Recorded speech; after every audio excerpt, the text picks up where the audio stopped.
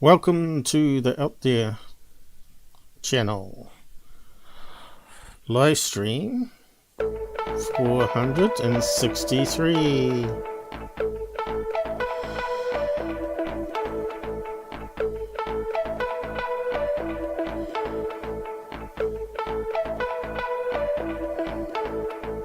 Hiding, I'm searching, I'm loving, I'm finding love, I'm hiding, So, I'm searching, let's see what we can search today. I'm finding love.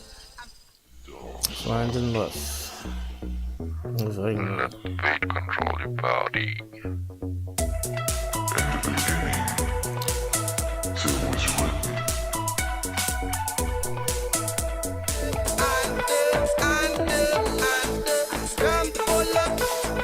Follow me, sub to me. Hiding, I'm searching, I'm loving, I'm finding. Good to be back. We're hiding from the haters and the aliens. Anyone out there? We got someone. Dan the man. How's it going? Better top up my help tip to keep people on air. My bank account's sorry state at the moment, really bad. I got $20 left to go till payday on Tuesday. So if anyone out there wants to help pay for licenses, ISP costs, what else do we have? Memberships. Like you're a member of me. I have to be a member of hosting companies where I put my web page or whatever. At the moment we're using WordPress, which is free, but it's got lots of limitations. Eventually we'd like to get our own proper domain set up so we can do more with it. But yeah, that's all comes when you got lots of money to burn, I guess. Better computer, obviously, so you can do keep it going a bit better than it is. Notice we can get some slowdown and crackle when we have guests on, like Robert. So we won't be doing a show with Robert tomorrow because I've got a barbecue to do. In the afternoon, of course, which is when Robert comes on, because of time zones, you see. But he's not too well. Apparently he's caught C19. So he's been sick for the last 5 days, even though he had a jab, and he got the first one. So maybe he's not had it so bad this time. So it looks like he's going to need a week off anyway. So we won't be doing another show with Robert until next weekend, next Sunday, his Sunday. And of course, JD, he's out there with a headache. He's meant to be coming to the barbecue. Now he's saying if it keeps on going, he can't come to the barbecue, which will be really sad because there's only a handful of people coming that have been invited to it. And he's, him and his wife are one of them. So if they don't come, it'll look really sad. But he's had the second jab, and now he's got a flaming headache that he can't get rid of for a couple of days now, or 3 days. So yeah, I told him to try Nurofen and a high dosage of aspirin, because what happens is you get many blood clots that occur, right? Where it attacks your blood system, the viruses and all that. So yeah, in fact, they know it can cause some death in people because of the clots in the brain. And then we're talking about inflammation of the heart. So all these side effects does affect a few people out there. Well, that's whether you feel lucky or not, I guess. Whether you want to do the vaccination, which apparently is meant to make it less likely to be in hospital if you do catch it later, which everybody's going to catch it later anyway. I don't know. Maybe Joe Rogan's got the idea after all. Sue the pants out of the liars and look at what the experts are saying that have been being silenced, the PhDs out there that have alternatives. I reckon if you're sick, you're willing to try everything under the sun, really. I think I might need to reset the sync on this. Let me just reset the audio.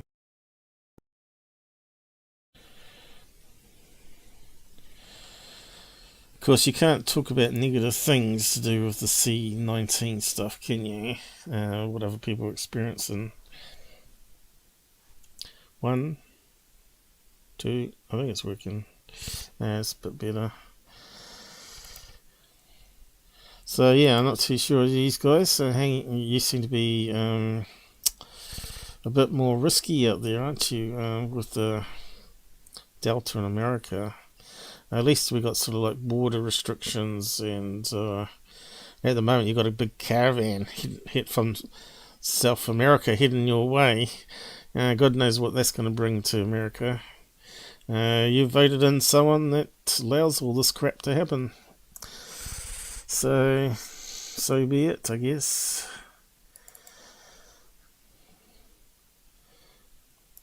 So where did we get to last time?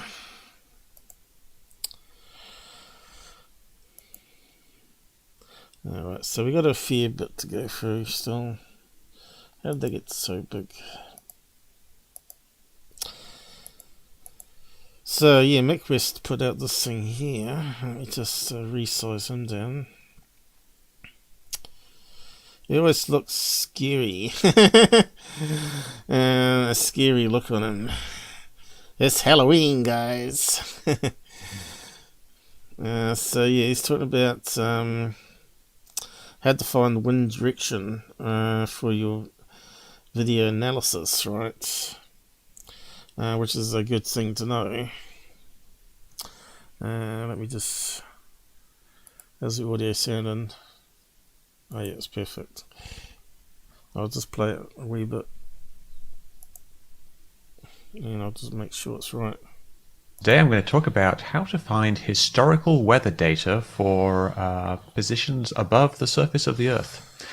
Why might you need to do this? Well, there's two reasons I personally have needed to do this in the past. The first one has to do with contrails. People often in the conspiracy world think that contrails are these chemtrails, and they say that they're forming at an altitude that's too low for contrails to form. So I used to have to look up the weather data at a certain altitude to see if a contrail could form at that altitude. But what I'm really interested in today is the wind speed and the wind direction at a certain altitude, historically at a certain time, date, location, and altitude. And the reason I'm interested in this, of course, is because of UFOs. Now, a lot of UFO sightings are balloons, and a lot of UFO sightings are suspected to be balloons, or someone says they might be a balloon, or they claim that it is a balloon, or they might claim that it isn't a balloon. And one of the reasons that people say something can't be a balloon is that they think that the wind is blowing in the wrong direction, and they will look up some historical source of wind data, and they will get it wrong, and they will often say that the wind's going in this direction when it's actually going in a different direction. Now, case in point there was that Puerto Rico one with the fire lanterns, saying it couldn't be fire lanterns because it's going against the wind. Now, this is the point that Micks making here, that the wind direction, depending on the terrain and also if you're on the coast, can be all over the place. It can turn around, even go opposite direction in valleys, certain altitudes in valleys, near the sea coast, near the beaches, where the wind can be coming at you in your face on the beach. But there's actually 200 feet up, it's now going out to sea. So you can actually fly a kite higher up, you see. Sometimes you see that with kites. I don't know if you ever flew a kite as a kid, but you could fly a kite with the wind at your level going the right direction, and as soon as it got to a higher altitude, it would start to flutter. It would like it lost its wind and start coming towards you. So that's because of the wind direction was changing direction above that level. But generally, you don't get it over cities so much, unless they're in a hilly region, of course.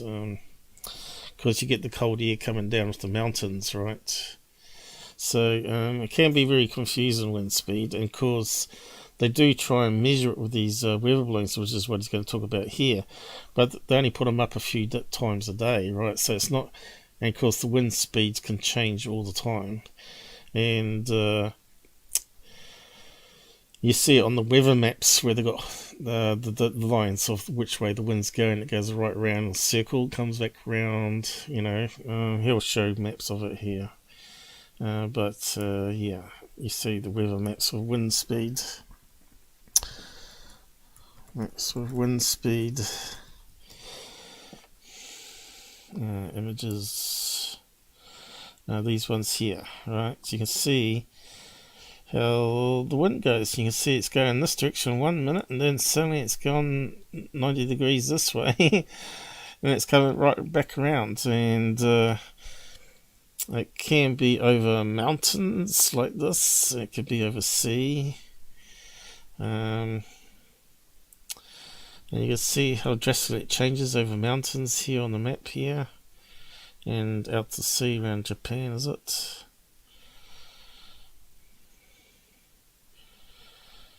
America there, look at all the wind directions all over the place. I'll just see if I can zoom in a bit more on it. Now, of course, that would be probably set to a certain number of feet in the sky. I'd say like 1,000 feet maybe. So it can actually change at different levels. So 2D is not really accurate. You need to look three-dimensionally. I'm not sure if there's any 3D maps here. And of course, you've got different symbols for this increased speed.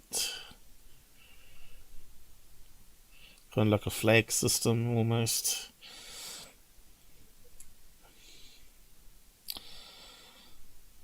Yeah, what's that one there?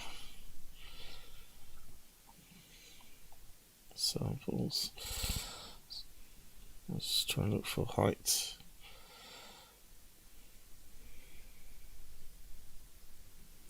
And then you've got the rain and the water levels in the clouds as well. They measure altitude. So if you know your location on the map, you may be able to find out historic wind directions and sort of give an estimate of what the direction might be based on stats. But here we got 3D map, have we? Whistler, top of Whistler.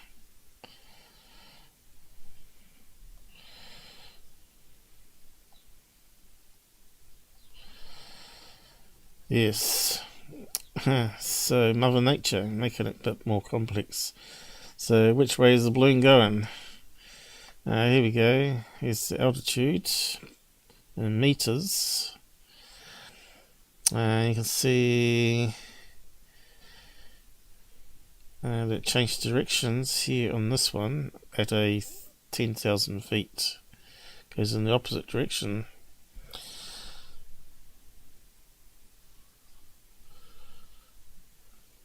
Dutch average wind speed, so that's average. at different altitudes based on their land mass, I guess. America is going to be a lot more complicated because it's such a diverse terrain with lakes, mountains, and coastal regions. Here's another one talking about the speed changes.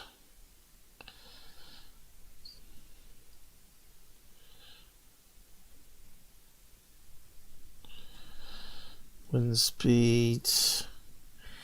Can't quite see that one. But anyway, we'll just let him carry on talking. So it's quite important to understand all this when you analyze. MUFON generally takes it from like historic weather data, right? And it might have some readings at certain altitudes with the wind direction, northwest, southwest, or whatever, which we've done in the past, used that, and it's been fairly accurate. The thing is, normally the person can actually tell you what direction in the video it's going, or you can work it out and then compare it to the weather map, and it will generally line up for that time of night or whatever. As you know, the wind speeds tend to change at night time because you ain't got the sun driving it anymore. Then what have we got here? Cambridge Island is over 90% vaccinated. Yeah, doesn't mean you're not going to catch it though. Just means it's not going to be so bad. That's all. At the moment, it's a push in New Zealand to get 90% vaccinated before Christmas, which I think they will do it. I think the side effects probably outweigh the potential of saving your life, I guess. You got to go, like I keep saying, you got to go by stats and percentages, as long as they're being honest about it, right? There's always going to be a small portion of the population where it's going to be the worst for them. That's why generally I let other people go first, and other family members, if they take it first, then they don't have any side effects, then you know it's going to be okay for you probably. But anyway, we'll just get back to the weather. Specific example here is this rubber duck UFO. The rubber duck UFO is possibly a drone, or it's possibly a bunch of balloons that are just like flying over in a certain direction, just being carried by the wind. Balloons, now, mate. We did a bit of analysis on this earlier, the rubber duck UFO, and we've got like a whole bunch of locations of where the plane was. The plane that was taking the video, and we tracked down the plane. It's called Irons 12. Okay, so because you can see where the plane was circling the balloon, you know which direction the balloon was going in, right? Which was probably south to northwest, heading off towards California, right? We saw already zoomed in there. So that's what I mean. This episode of Real Engineering. A bunch of balloons that are just like flying over in a certain locations, but Okay, I was just trying to get it before then, as he zoomed in. He's plotted it on Google Earth here. Perhaps I have to... Now, we did a bit of analysis on this earlier, the rubber duck UFO. Okay, so there you go. So you should be able to look at historic wind directions generally and work out what direction it's possibly going to be coming from. So, you know, a bunch of balloons coming from the south of the border, Mexico, as you know, are big balloon lovers, and they have a lot of festivals. And this time of the year especially, they got the festivals going. But this video was an old one from 2 years ago, 2019. I'm not sure what the month was. But anyway, I'm not sure if he's looking up historic data for the right period or not, which is always a thing that you got to watch out for and make sure you got the right time. And also get it into universal time too. So that's a headache and a half, which universal time discounts time zones. So if it's like 5 in the morning in New Zealand, then universal time, then it's going to be something like maybe 5 p.m. in UK, right, or USA. So universal time. And it does away with local time zones, and then you got daylight savings. That sort of messes it up a wee bit. So lots of things can go wrong. And you always got to double check what you're doing. It's basically what he's saying here too.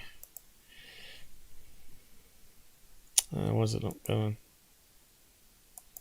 And we've got like a whole bunch of locations of where the plane was. The plane that was taking the video, and we tracked down the plane. It's called Irons 12, and these are the positions that we have data for. They're just rough data locations, but it tells us kind of that, here's 1, 2, 3, and it's roughly going in circles, kind of roughly north west. So if it's following a balloon, then we would need the wind speed to be going northwest. It would need to be going, roughly the same way that this plane appears. I was heading towards California from Mexico, heading north. TV, how's it going? What's this case? We're just talking about working out wind speed, which is very difficult. And mych is going over it.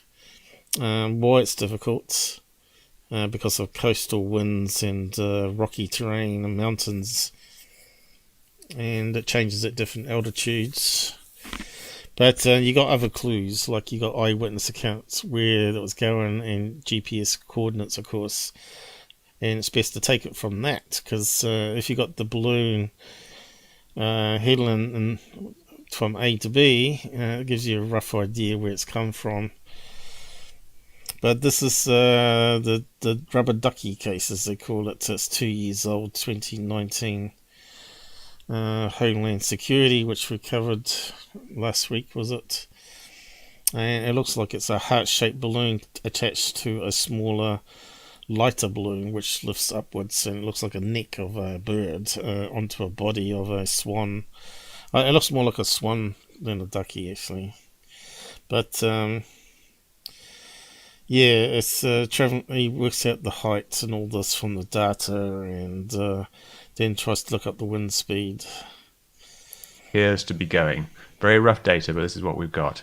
Now we also have for this plane an altitude, because we have some more detailed data, and we can see where the flight path of the plane and the ground track of the camera.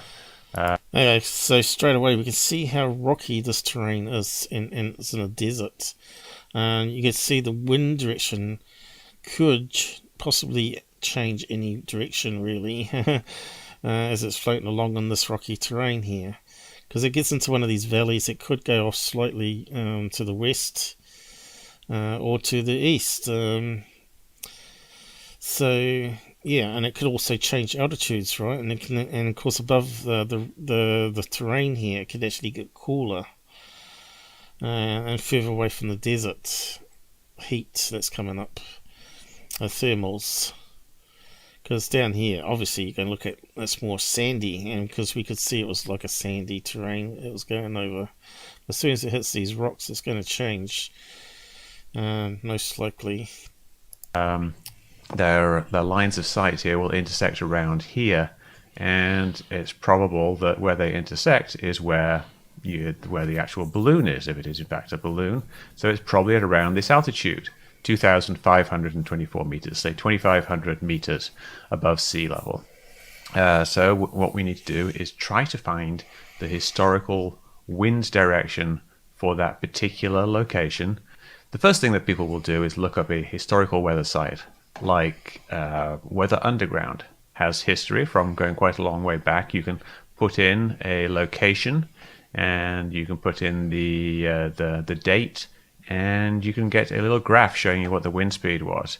And the wind speed here, we can see, was pretty low at night and early morning, and then it ramped up to around 15, and it's actually going, in the right direction at that time. But that's 9 a.m., and if we look at the time here, it says 9 a.m., but it's actually Zulu time. Now, this is another important thing that people often get wrong, is they don't actually use the correct time. They use the wrong time zone. They won't account for day. So Zulu time is less known, I think, but I think it just means universal time. So there's another name for it, Zulu time. I think you might say it in the video as well. Is it Zulu? I'm not sure why they'd call it Zulu time.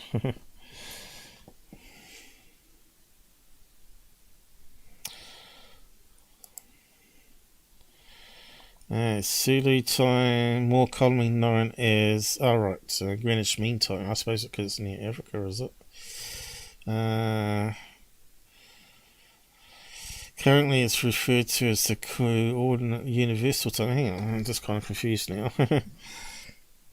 Greenwich Mean Time before 1972. I suppose more commonly known as GMT before 1972. Is the time at 0 meridian. Currently it's referred to as the coordinate universal time, or universal time coordinates UTC. It's also known as Z time or Zulu time. So I was correct then in that case. So yeah, this means it's been adjusted for time zones, so it's like universal around the globe. How do you calculate Zulu time? Convert to 24-hour time. So I guess that's all the different time zones, right, going across America. So we got it color coded. But again, you can see this is where everything can get complex. You think, oh yeah, you can just analyze that, boom, boom, boom, and you actually spend hours just double checking all this sort of stuff up.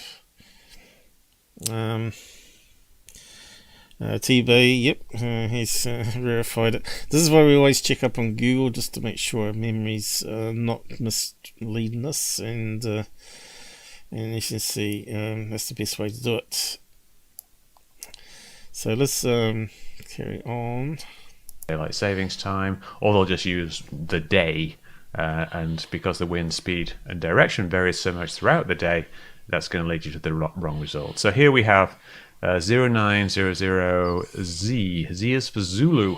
Zulu time is Greenwich Mean Time, also known as UTC, and so you need to convert that to... Okay, so he's slightly wrong there. We just found out it's Greenwich Mean Time before 1972. That's the key factor there. Local time, or always just use GMT, UTC, or Zulu time. They're all the same thing. So if we convert that to mountain time, which we have here, let's see, is this mountain time? I think this might be my local time, but it's about the same because I'm on Pacific. So it's about 7 or 8 hours earlier than that, so it will be down here. So the surface winds in Tucson, which is near to our site, are very low. Well, they're also going roughly in the right direction. So that kind of works, but then the winds really aren't very fast enough. But the problem, of course, here is we're just looking at surface winds. You don't want to look at surface winds. You want to look at the winds aloft. And you can get a very good idea of how much the winds aloft, the winds at different altitudes, vary from the winds at ground level by using this site, earth.nullschool.net. And this shows the wind. It's basically got these green lines that show you which way the wind is blowing and kind of how fast the wind is blowing. And you can see this is today's weather. It's very windy. And what we want is a spot somewhere around here, somewhere on the border, just 50 miles south of Tucson, which is where the UFO is. And we can get a lot of information here. I've clicked on this location here. And what we can do is we can actually edit the URL to get it exactly the same as the UFO location. So I'm going to go minus 111.45 and 31.56. And you see I already had that in earlier. And that will just move this little dot here to that correct location. So this is the wind right now. It's 40 kilometers per hour. You can change that to miles per hour, which is a much more friendly unit for us Americans. I am more or less American now. Then, open up this box here. We can, we by default... It's got a sense of humour. I suppose you live long enough for one place, you become... what do you want to be? So he's put some links here to these programs he's using. Was it that one that was using? For that fancy map. I don't know how it'll go on this. We'll try it. Looks like it needs a lot of processing power for graphics. Yeah, there we go. It's looking pretty good, isn't it? And that's over the right location that he's got, where the balloon was. So it's got very slow winds today, but looks of it. Of course, when we zoom in, it's going blurry. Here we go. So that's going east to west, isn't it? At the moment. Going this way. Oh, there we go. It looks at being further out. Slightly different today. So that's pretty good. We'll just post that link. That looks like interesting. I might actually bookmark that myself. It's an interesting site that he's given us there. Earth, wind.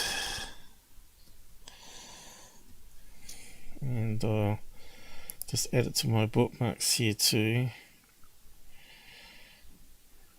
So many tools we use for investigating.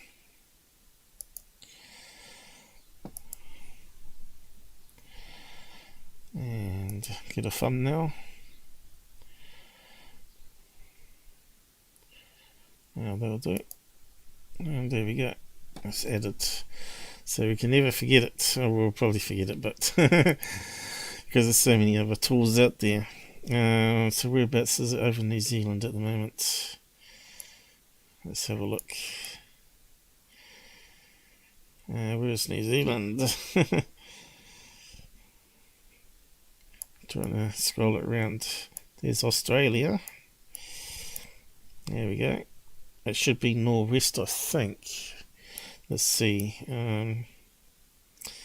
We get the hot winds from, there we go, northwest, straight across the Canterbury Plains here, and it brings it with the hot winds straight from Australia. Generally, when it comes from the central part of Australia, back smack over here, I suppose what happens is it cycles around here and then drifts over here. Now let's go out a wee bit. So it's super hot here, 45C plus. Then it come down to here and get these winds and just come across New Zealand, I guess. It's a really interesting map, that, isn't it? It's real time. So you can see how we're going for future predictions, right? Climate change, I don't think our models is as good as the weather maps. Weather, we've been studying a lot longer. Climate change, I think, is still young.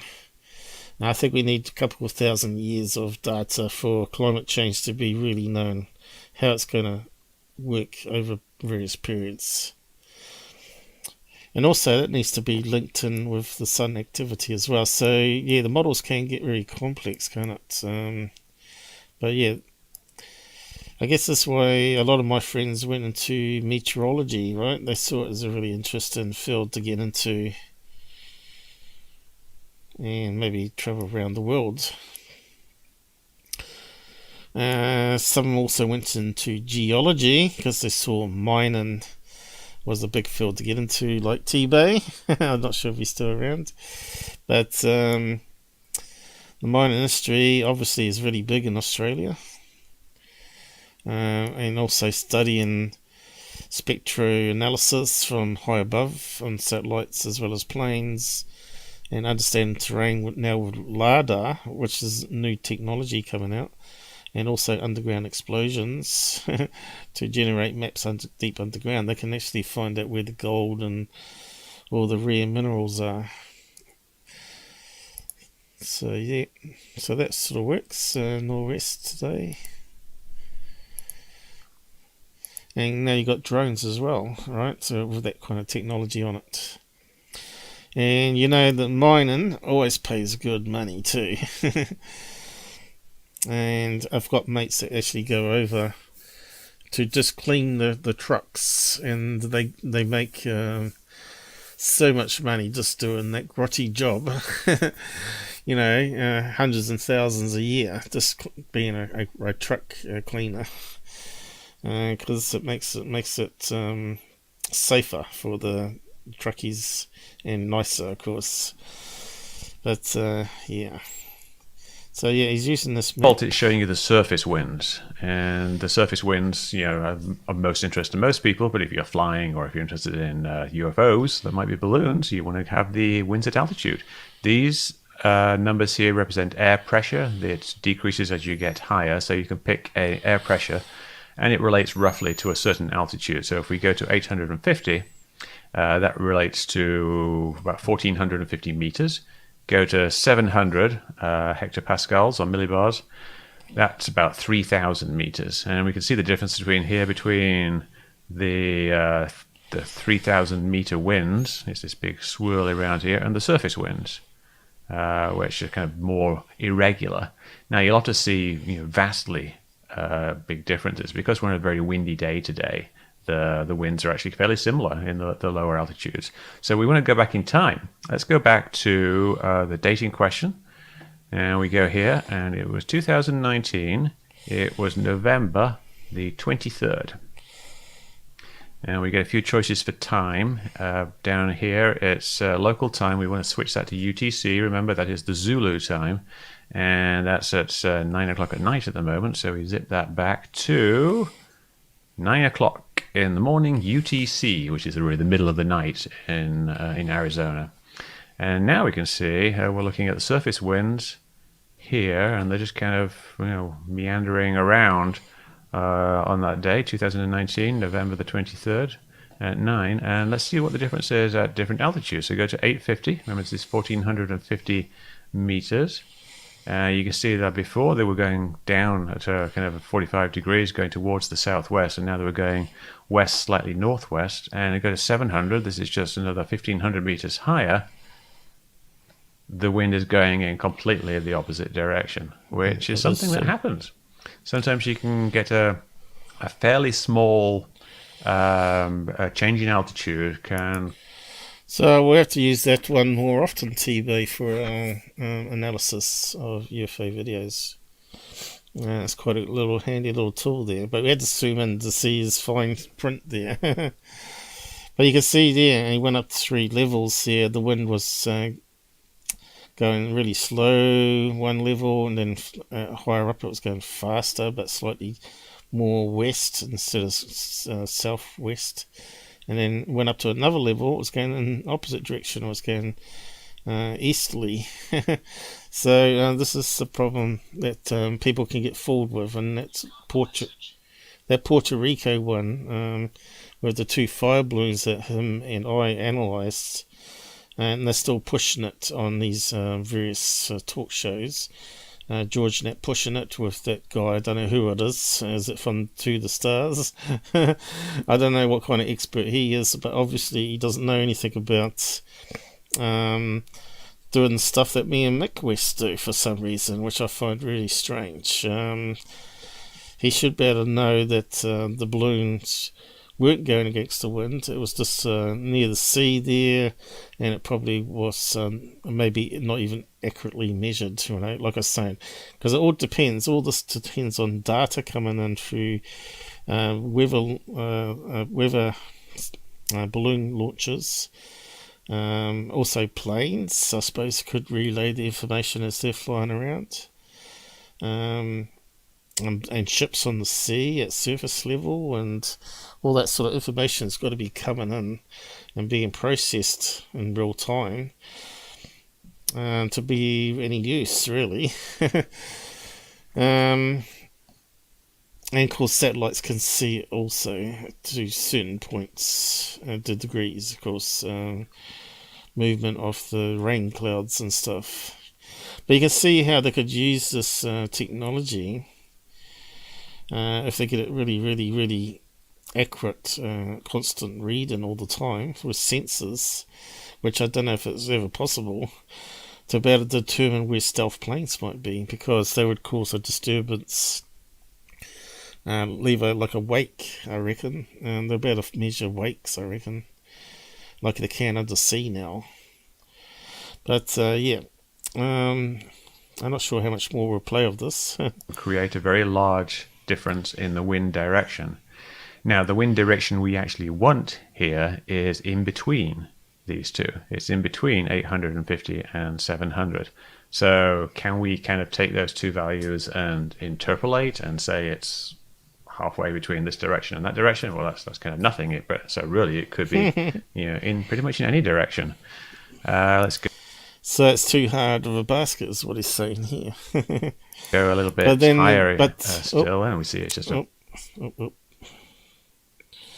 But we have got obviously GPS and stuff on video, and not just eyewitness accounts where they're estimating where the altitude was. So we got other information we can go on, and we knew which way it was going by the map direction. But anyway, actually this goes on saying how it's recorded, shows a weather station or weather balloon. Flies off, and this little thing underneath it radios back the data. Okay, I'll just go back a little radio transceiver in Tucson. There's one just about here, a little bit, about 60 miles or so to the north. Okay, so he's looking at weather stations that measure it daily or hourly or whatever of this site, and that's the closest one to this site. And it looks like this. This is a weather balloon. This is the weather balloon on the roof of the National Weather Service in Tucson, and it's about to be released. This is a radio sonde, which is the instrument, a little radio transceiver, which will send the data back down to the ground. And they just simply let the balloon go, and it rises up into the air, flies off, and this little thing underneath it radios back the data. So you get this nice vertical trace through the air, and you can figure out what the weather is like in that particular location, and then you feed all that data into these computer models, and it figures out what the weather is like in other locations. But if you just take this data, the data from this one balloon, you're just going to get the weather at that one location, which might not be the same as the weather 50, 60 miles south in the UFO location. So what people will do is they will go to a site like this. The University of Wyoming Department of Atmospheric Science has a page where you can pick these weather stations, and you can stick in the date. You can then click on the weather station. So I'm going to click on Tucson down here. And now before I do that, notice this is the continental United States here, and there really aren't very many. What is that? There's probably like about 40 or so weather stations, and they're very widely spaced. There's only 2 in all of Arizona, and there's only, I think, 3 in all of California. So if you're trying to... So it's not going to be super accurate, is what he's going to say here. find the weather for a particular location based on a sounding, it's not going to be that close. Because if you go back to the Earth site and look at just the variation, say within a location like this is one site is blowing one way, and just a bit further over here, very close to the same weather station, is blowing in completely the other direction, and the weather station itself will have a third wind speed. So if you're using the data from a sounding, it may well be completely wrong. Yeah. Could be 180 degrees away from what you're doing, and a different set of numbers entirely. But going back to this. So this always sort of got me tied up in knots with Chinese lanterns, where they're apparently meant to be going against that wind at that altitude. And it just makes you wonder how accurate the data was at that time. Are we really wrong that it's Chinese lanterns? It could actually be a UFO. So yes, this is a frustrating thing with analysing reports after the fact. You know, at the time, I suppose you could release a balloon up yourself and see which direction the balloon goes and video it, just to be sure that the wind direction is going that way. If it's going against the wind, you'll soon know, won't you? As if you're going to carry a helium balloon around just to test the weather in case you've seen a UFO sighting. But I don't know why it can't be part of your sky watching kit, though. How many people do you see even throw up a handful of dirt once they've filmed a UFO to see which way the wind's going, even at surface level where they're at? I don't think I've seen anyone to do that. You've always had to look at the bushes of the trees, which way the trees are rocking, and that sort of stuff. Anyway, it's a good video that Micks would put out here. He puts out a lot of good videos, really. So we'll just post it down the side here. Micks tutorial on figuring out wind speed. So at the end of it, he basically says, I think it's going north-west, but it still could be wrong. It's basically what he comes to at the end of the video. So yeah, obviously there was some debate on Twitter, because he gets into a lot of Twitter fights, saying no, it's going against the wind, blah blah blah, you're wrong. And it's often the other people that are debating that are wrong. So yeah, I thought to just bring that up myself. I've been trying to do that recently, but we've been looking at all these silly other videos in the meantime. Third phase. So we'll just go through those now, probably.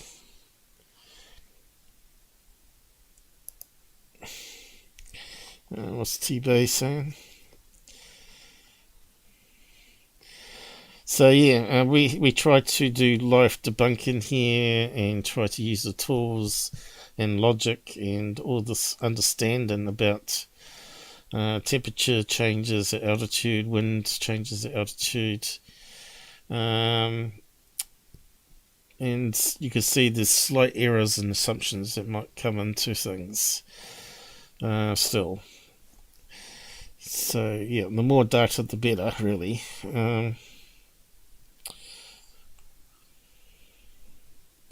Hey TV, thanks for joining us. It's always good to have some people on the side chat.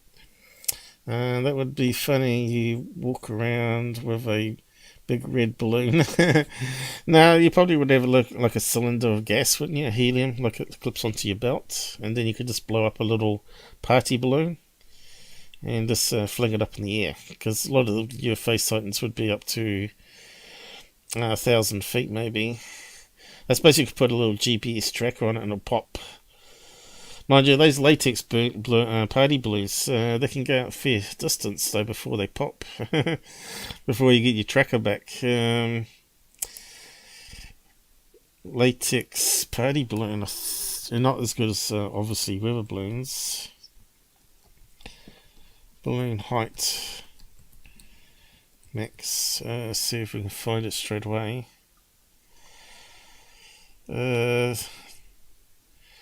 So the weather balloons can go up to heights of 30k, which is quite amazing. Toy balloons burst at 10 kilometers. So there you go. It just shows how strong those latex thing is. At least it's got a flaw in the rubber, I guess. Let's have a look at some of these other ones just to make sure it's the same.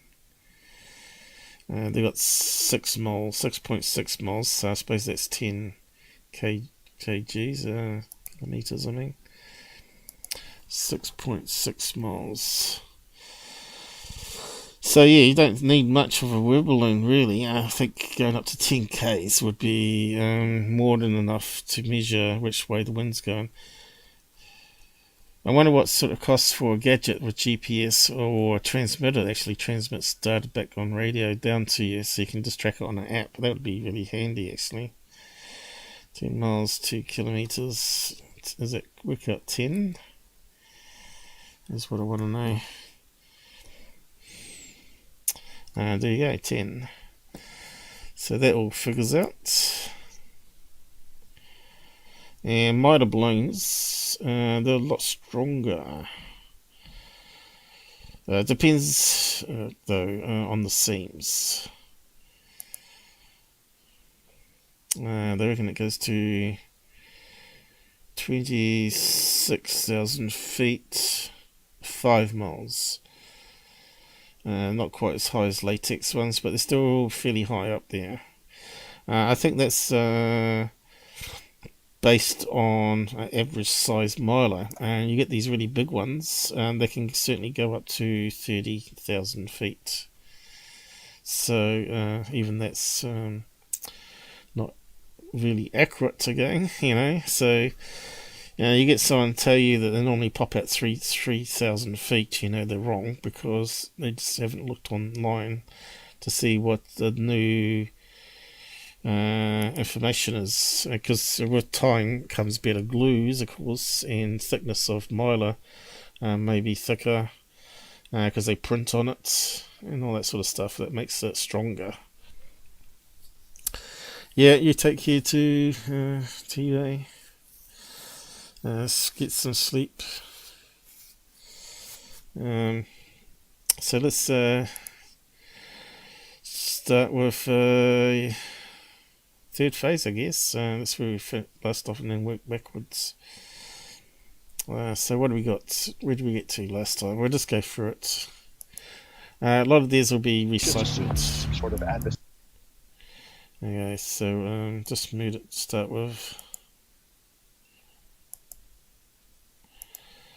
Okay, I think this is a repeat.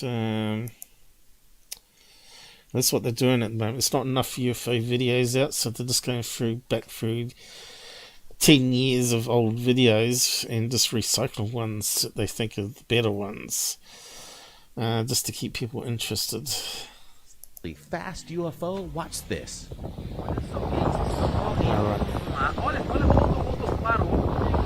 Well, look how windy it is there, right? And of course, now we're just talking about the wind directions and the wind speed at different altitudes, and this is the point in case here. So is this a LED balloon in one of these high crosswinds? Let's keep on looking.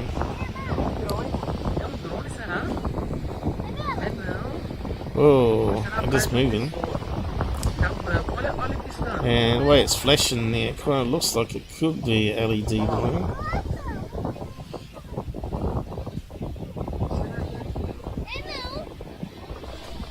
Would you fly a drone in that kind of wind? You'd have to be a very rich person not to really care. What do you reckon?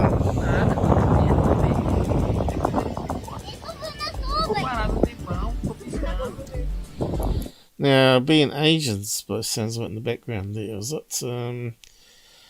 They do have a lot of these LED blinking mylar balloons. Or latex balloons, I should say. This looks like a latex one. Now, this is incredible stuff right here. I'm digging it. And it's sort of spinning around the vortex around there. I'll do it frame by frame here. It's getting brighter.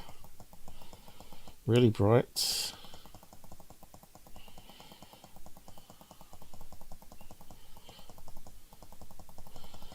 I reckon it's caught in a vortex crosswind here because of the storm coming in. It looks like an LED balloon, man.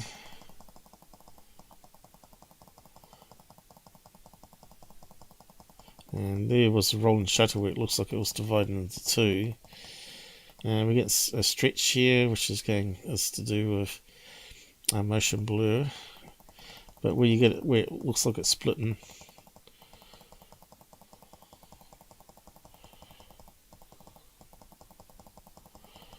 It still looks like a look around balloon, doesn't it?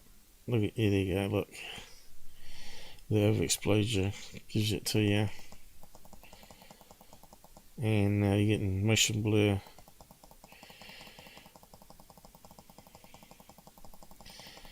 And if we can get it to split, we know they've got a roller shutter happening. Where the person moves too fast, or the balloon moves too fast in the opposite direction, can sort of make two of them. Of course, you got to remember he's looking vertically upwards, so this is not coming vertically downwards. It's just flying horizontally and spinning around in circles, isn't it? So it's an optical illusion here. Incredible dynamics and the popping of flashes. This is crazy stuff. This is what I live for. Brent, what's your thoughts on this? Balloon. Yeah, this is nuts, Blake. I like what we see here. People might say this is a meteorite, but then again, right in the beginning, we see this. No, it didn't even come first in the list. It's just stalled in the sky, and then. Okay, so where did it disappear to there? Did it go into the dark clouds? Where is it there? We can see it there now. Let's just follow it. Now, if it disappears, it could have popped, of course. I think I can still see it moving here. But I think maybe it split or popped or something, and the light source has probably gone straight down. Because it's like a single AA battery, right, which are quite heavy. If it has got helium bouncing around inside the helium balloon, it's going to go straight downwards. And it probably would have gone boom straight off scene. You wouldn't see the light blinking. Stalled in the sky, and then starts to descend with really a huge amount of speed, and then the sparking of it is weird. So we're ruling out meteorites. What we're seeing here is a phenomenon, and the speed, the way it just drops, it accelerates, and that fascinates me. What's going on here? Is it dropping? And this is again optical illusion that I'm talking about here. And you got to be able to aim the camera up on an angle to the sky. I reckon it's just going around on the vortex runs, right? And it looks like it's coming down when it's not, and then it goes back upwards again. It seems that it's almost like it's communicating with this flashing. That's what we hear with these summoners, apparently, or they shoot lasers at these UFOs, and they're communicating that. But this is in broad daylight, and again, it's just stationary and then hits the speed. Is this some kind of new drone? Again, we're not seeing any kind of conventional rotor blades or wings on this thing. This thing just seems like an orb, and it's pulsating heavy amounts of energy of light here. This is, again, energy and light. The person who captured this, I think, did a pretty good job. Oh, they're funny, these holding guys. the hand quite steady and following this thing. I'm rolling out CGI. This is a really great, legit UFO video. Alright, so what we're looking at is possibly one of these big wooden white latex lid weather balloons. They're very common because there's lots of winds. These, not these ones, but the bigger ones. They're the average size ones, but you can see how bright they are. You want the big round ones. Closer. And these are the little things you put in it that makes it this bright. And you can see them. They're in like little metal cases here. And a little button on the back. So, yeah, disposable pretty much. with the battery inside, which is like a half AA battery or whatever that size is. So where's the big round ones? You say, oh, here's some right now. I think the big round ones that come in different colours. White ones, and because they put them on tables like little lights and lighting, subtle lighting, and they put graffiti and little balloons at the bottom that you break off and throw over the when guests as they're leaving or whatever. And you can see how bright they get, but they're the regular ones so far. You want the garden ones where they got them outside in the garden, they break away and float off. Here you go, one of these ones probably. Put the garden outside. Let's see if anyone's got them. They're fairly big though. There's a clear one. Here's a big globe one here on the table. Is it outside? Yeah, probably.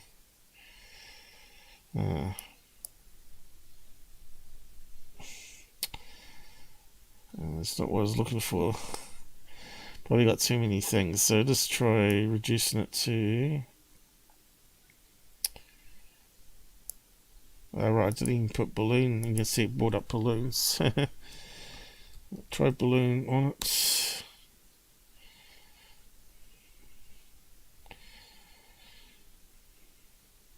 Okay, something like that where the people go down. That's got Mylar balloons and latex, that one, but not the big 40-inch ones. This one's got graffiti in it. They pop. There's the white ones. Everybody releases them.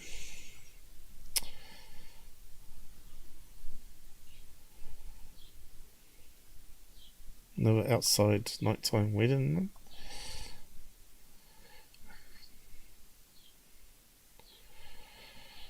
I think I'm going to have to take 40-inch ones and white. So 40-inch. They're big. Here we go. These ones. And they tie them out on tables and walkways. See at the top of the walkways here. Fancy walkways on tables outside. Marquees, or you want to call it. Archways. There we go. Over side of the table where the cake goes. And you can see how big they are. Got gold one there. Yeah, let's just put some LEDs in it and Bob's your uncle. So on to the next one. Now let's get to this. Another celestial event. Watch this. What have we got? Okay. It looks like it's moving too slow to be a meteorite. Could it be skydivers gliding in? Let's keep on going. Oh shit. Could be a plane. Banner. So the video, we're watching it again, and I'm putting a little bit of brightness contrast here. I'm getting a close-up look at it.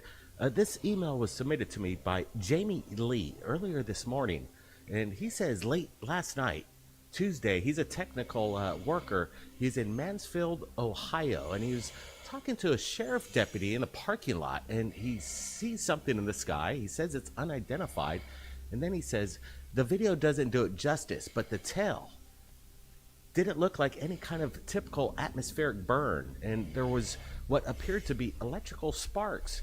He says he can see it better with their own eyes, but he said... To me, this suggests a banner plane with LED lights on it.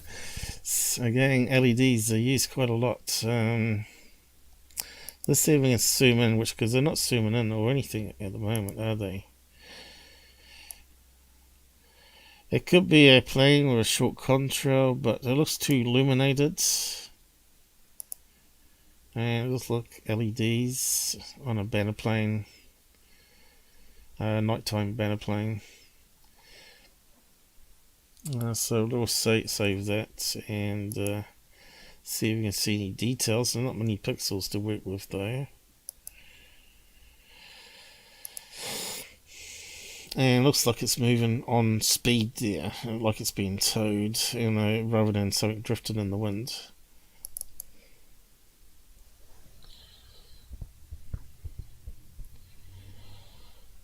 Yeah, so drag it down, scale it up.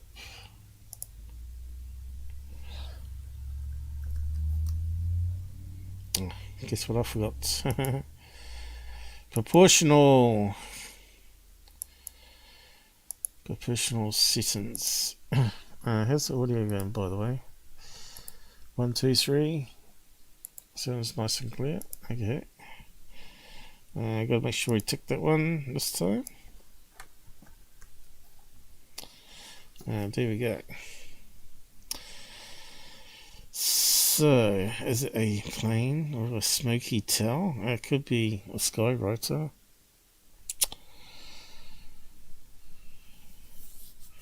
And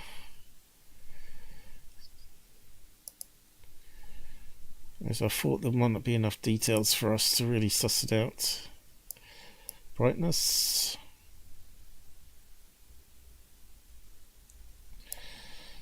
So if that's the plane at the front here with the landing with the front wing lights on, and that's the tail. If it's bent, maybe we're not seeing the LEDs there at lower light density. Now if we do that, I don't know, it kind of looks like it could be fumes, couldn't it? A smoke canister rather than a banner plane.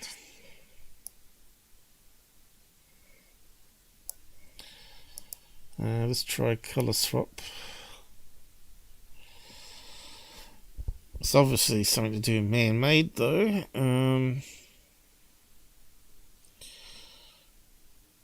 Because UFOs don't smoke like that. And that's the burning coal, fossil fuels, I should say. Was that changing colour?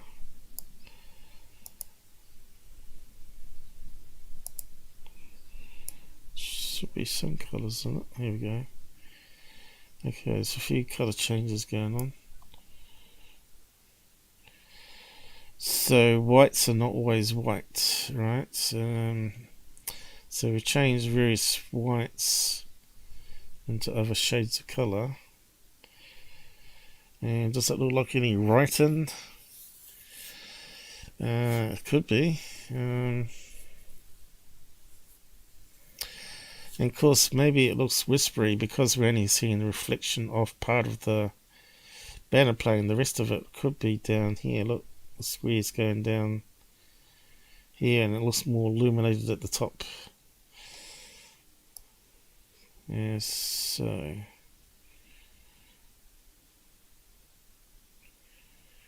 you see there's a lot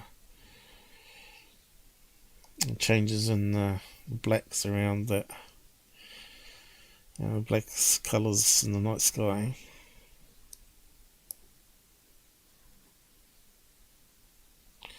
But it kind of looks like fumes, doesn't it?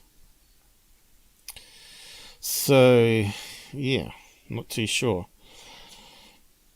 Could be some sort of aerial display for a football match. Where it's returning, maybe. Or maybe it's heading there. Testing it out.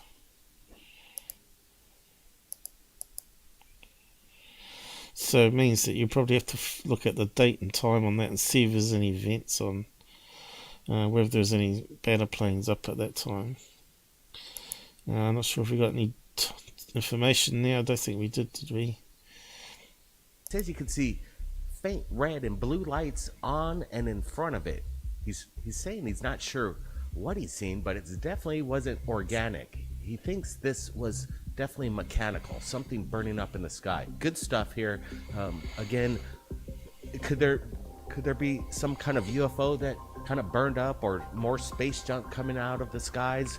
There's a lot of junk up there, and that could be it. But this is incredible stuff, and I'm glad this guy had his camera talking to a deputy sheriff. Would space junk be so parallel? I would discount that myself, because you can see it was traveling in a straight line, unless we were being fooled by the cameraman adjusting it. Let's capture this. Now let's get to the next video. Check this. So I reckon it's just a plane.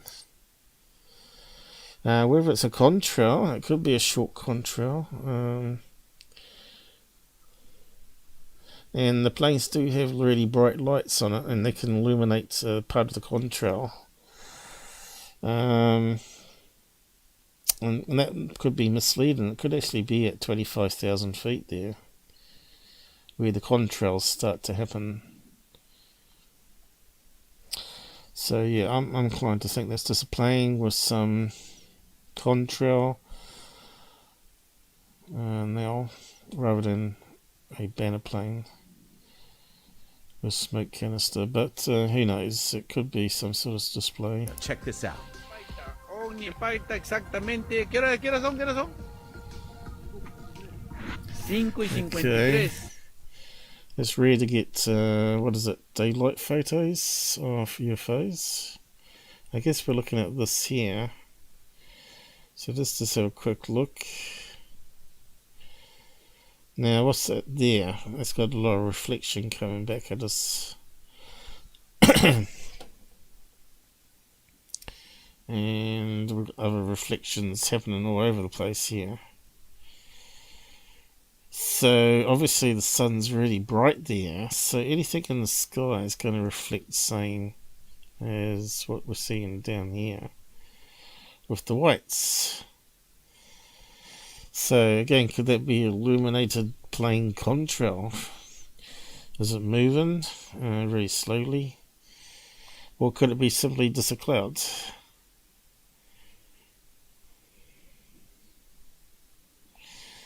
Let's see if there's any more clues.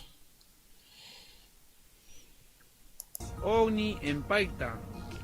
OVNI en Paita. Se registra OVNI en Paita. Okay, so that's kind of strange.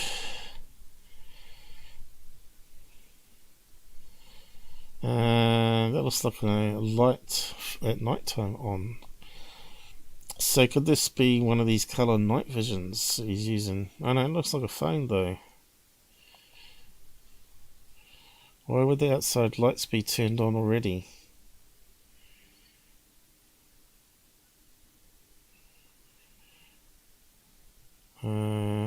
Early evening?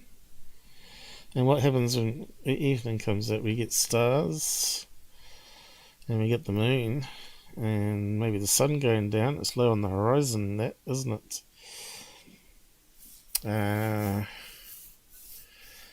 Could there be a thick cloud there that's sort of hiding the moon?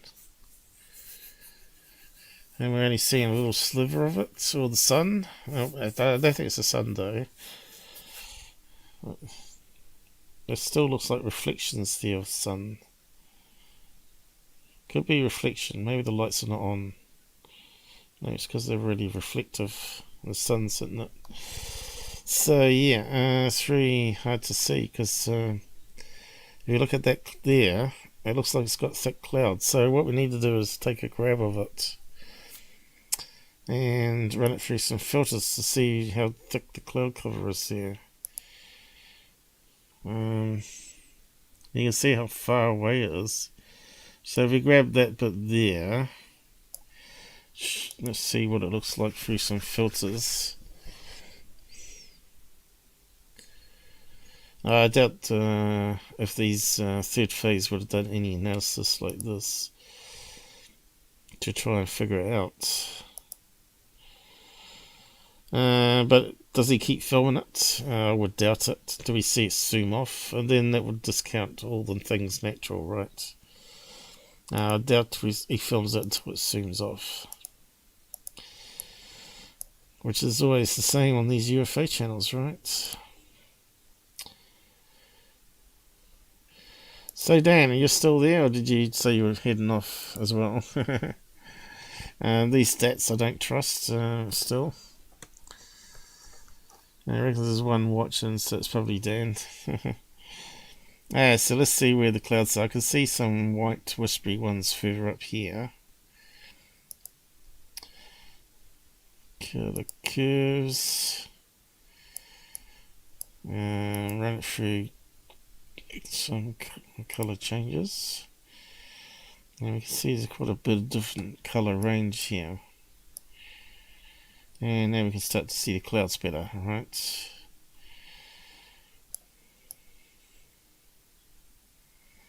So let's darken them. Now what's going on here? Pixelized, which we thought it would be, because it's just a dot in the sky. And is that low cloud here? And that's something just a clipping at the top of the cloud. So now we start to see what really is going on.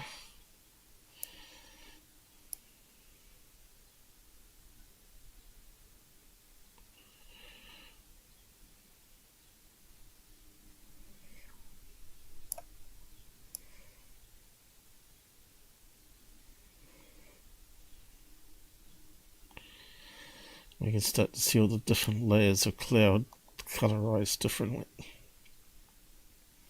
It's a bit hard to see, but it looks like it's a bubbly cloud here. Going up here. And I reckon that's just the very top of the moon. It's rising this direction here. So you can put that into a star map. This is where the apps come in really useful. If you put heavens above and just held it up there, you probably would have said moon. Right. But yeah, you can see how misleading that clouds can be. Definitely, you can see it's down to pixel level now though, but you can see there are some different block colours there. There you go. Definitely you can see the cloud covers now. There's a big one there. A darker one right at the top here. And then we've got this whispery one that sort of looks like it's covering the moon. And that's what we can do with filters.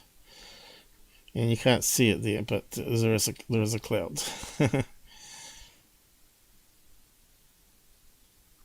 You can start to see some at the top here though, where it's darker.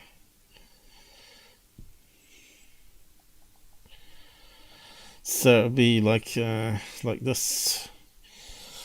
We can find examples. Moon. And top behind cloud. Let's see what we get. Very similar to these here. And probably be something like that, where it's between dense clouds. I'll find one that might be better.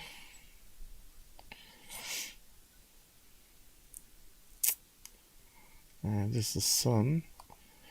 Here's one that looks very similar to what we were seeing. We saw the smoky bit going upwards here. And you can't see the moon there, can you? But we know it's behind because it's illuminating the clouds. Same here.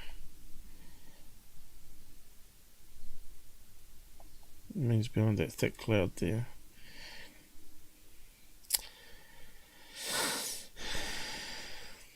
And there, look, moon just clipping the edge.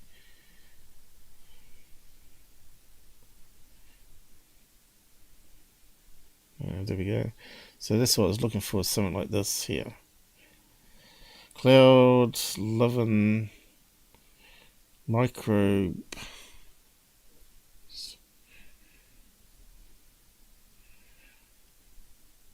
Keep looking. There must be more. Alright, there's a little clip top of the moon there. Same there. But not quite the same.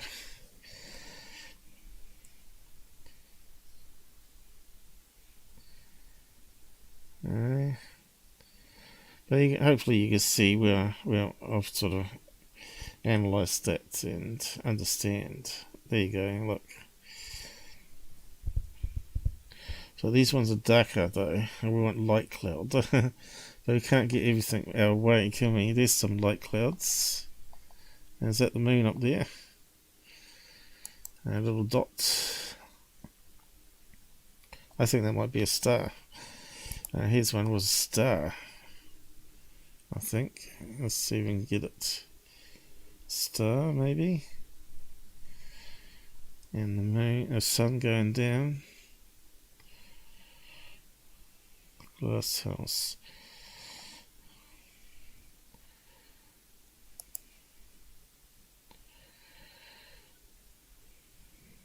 We've got cut off halfway there. Anyway, you know what I mean. There's some that's really close. Keep on going, I guess.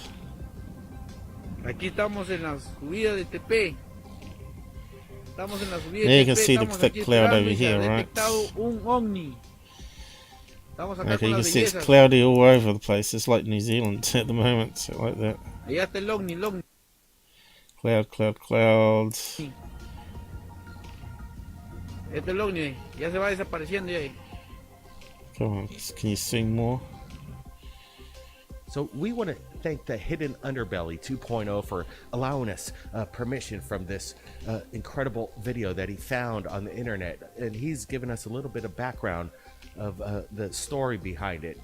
Again, he says it was at dawn, and it was in the little city of Paita. And he says the strange visitor appeared at about 5:53 this morning and flew over Paitino airspace for about a few seconds. It was quick in the industrial zone of Buenos Aires City, waiting to chart. Well, we're not seeing anything fly over there, are we? Hey, UFO bro, how's it going? Finished lunch. Switched on the computer. I hope your lunch was good. We've had a few drop by over the time we've been on. Yeah, so we're just analysing this one. Vehicles, notice that. Alright, now we can see the cloud cover that I was talking about. See, this one here. You zoomed in enough now. Could even be a smog cloud. But now we can see that's going to be the tip of the moon coming up. And you can see here it's changed shape slightly too. Oh, I wasn't meant to do that one. I did the window snap. Hopefully it didn't interrupt the stream too much. So if we now paste what I just copied into a new image, we should be able to see now it's a cloud for sure. You think I'm full of hot air, don't you? But then something better comes along and then we can actually prove it even better. Yeah, it doesn't look like a UFO, does it? Now, it looks like it's changed shapes, and it's because of the cloud has changed. Where's this? There it is. Yeah, so we could probably just do a brightness change. So we can see there's part of the cloud going up this way. This is a damn moon, and here's the cloud here. And there's the other bit of cloud up the top here. It's different layers, of course. The best is colour swap. That makes it stand out better.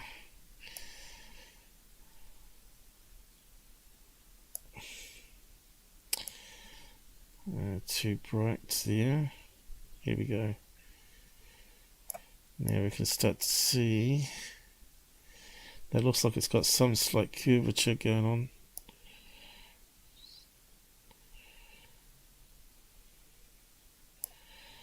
And it's coming, peeking over the top of a cloud here.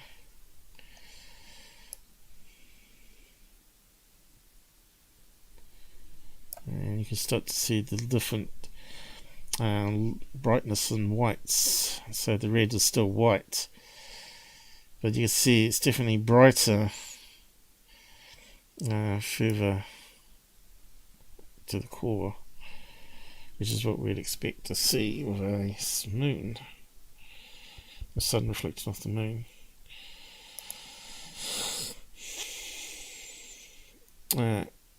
So we'll have a look around the web and see if anyone else has debunked that one as well. I might just save that one there, that's quite a good one. I'll just call it 1.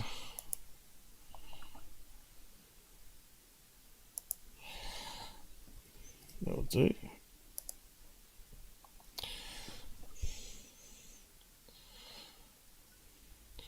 So this is definitely a new one, I think, but I'm not too sure because they recycle a new video. So we couldn't see that dark layer until we really zoomed it in. But we could, with the filters, just see something going on.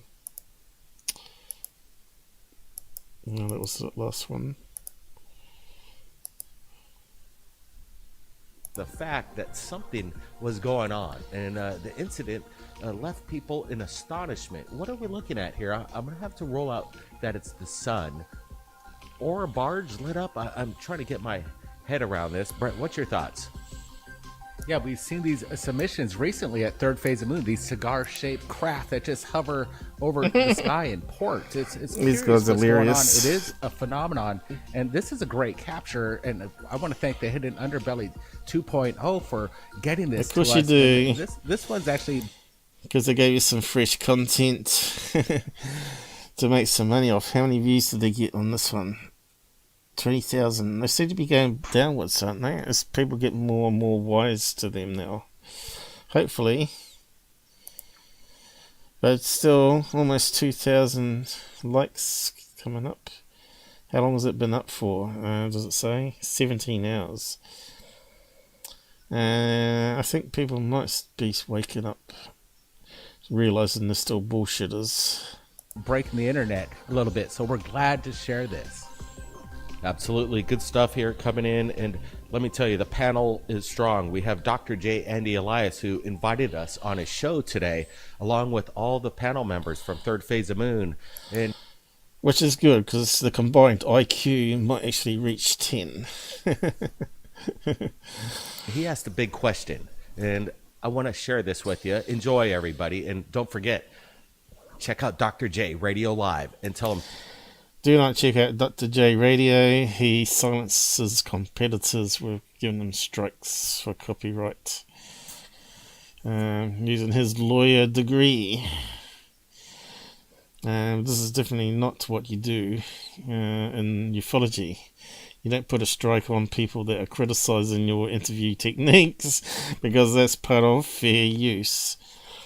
But a lawyer should know that. Okay. Third Phase of Moon sent you. Welcome back to Dr. J Radio Live. I'm your host, Dr. J, in the city of the Woking Dead. I mean, literally, that's how far LA has gotten. The Woken. The Woken. Too much woke. Okay, we don't... They probably give me a strike for that. I'm not joking, guys. So they had a panel of these guys on. And I thought it was so boring. I really did. So yeah, I'm not sure what they're going to show of it. Opened up our phone lines on Third Phase of Moon, and we invited the public to tell their stories. Next. See, he should be wearing a headset. You can see how echoey that room is he's in here. Terrible mic. You know, like I said, thousands of people called in over. So that's not really good mic setup there at all for being professionals. Okay, let's just move on. abduction scenarios, and they're all backing it up. So I don't know. It's tricky. It's just because of the lack of evidence with the abduction. We got to take the blah blah blah. This guy always looks like he's just woken up. This one. You know, metals that were not consistent with being made on Earth. What do you think's going on? I mean, that to me is the. Maybe they were made in space. You know, what he means is not from the solar system. Is to be more correct with the isotopes. So they don't really know what they're talking about here. The evidence that should be also talked about to the Congress. big. It makes sense that some metal materials would have to have 0 G, right, to get it to evenly form a nice piece of panel that you could then add onto a craft of some sort. So, wake up, Brent! This guy's just hilarious. Time. I remember those days, and we sent Dr. J for that exclusive documentary we did called the Alien Human Project. And Dr. J was there on location. What was it? The 17th implant that was removed? Yep. That Amazing was stuff. Yeah, the 17th surgery. I was. Anyway, they had that was on Goofon, wasn't it? This girl's trying to make money now with her own YouTube live show. So all we need is another podcaster that's interviewing people, and right, it just gets so boring. And unless they got something new to bring, like a new UFO video that someone's leaked to them or something, it's going to be very boring. Just talking about theories all the time. Where did aliens come from? What's the best UFO case? Blah, blah, blah. As much as it should have. And with Lou Elizondo talking about the UAP task force and things like that on Tucker Carlson, you never heard about, the school landing in Zimbabwe. You don't hear about stuff like that. Why? I forgot to turn my mic on. You got to unmute. I feel it's mostly to do with the fact that there isn't a whole lot of evidence to back up these abductions. I don't know, her voice seems to annoy me. It's like a up-your type way to talk. Oh, you... A nasal talker, is it? I don't know, there's something about it that just rubs me the wrong way. Anyway. Moving on. I just can't listen to her. And him is another one. Everything I've seen of what he said has been totally wrong. So he's just terrible. Are they all on weed? It kind of looks like he's on weed there, doesn't he? I don't know. I just can't stand these guys. Anyways, they're all on that, is it? Him especially. He just terrible. He comes across like he's the savior of ufology, right? And he's got people throwing money at him left, right, and centre, and it just feels so important now. But he wouldn't have got there if it wasn't for him teaming up with the big channels, right? And they're promoting him all the time now. Because YouTube's not going to do it. Which is kind of strange that they do that, but they're still quite happy to take 30% off the super chats, and he gets quite a lot of them. So I think Google are a bunch of hypocrites. Another level, because they like the attention, and unfortunately their credibility falls apart along the way. Even though the abduction may have been real the first time, I don't know about after, the stories they come up. So he's saying a lot of the abductees like attention. I guess what he's saying there. But I think it's mostly only a few handful of people that like the attention and start embellishing things or faking things. A lot of sky watchers do see UFOs everywhere. Once they've seen one, they see them everywhere, sort of thing.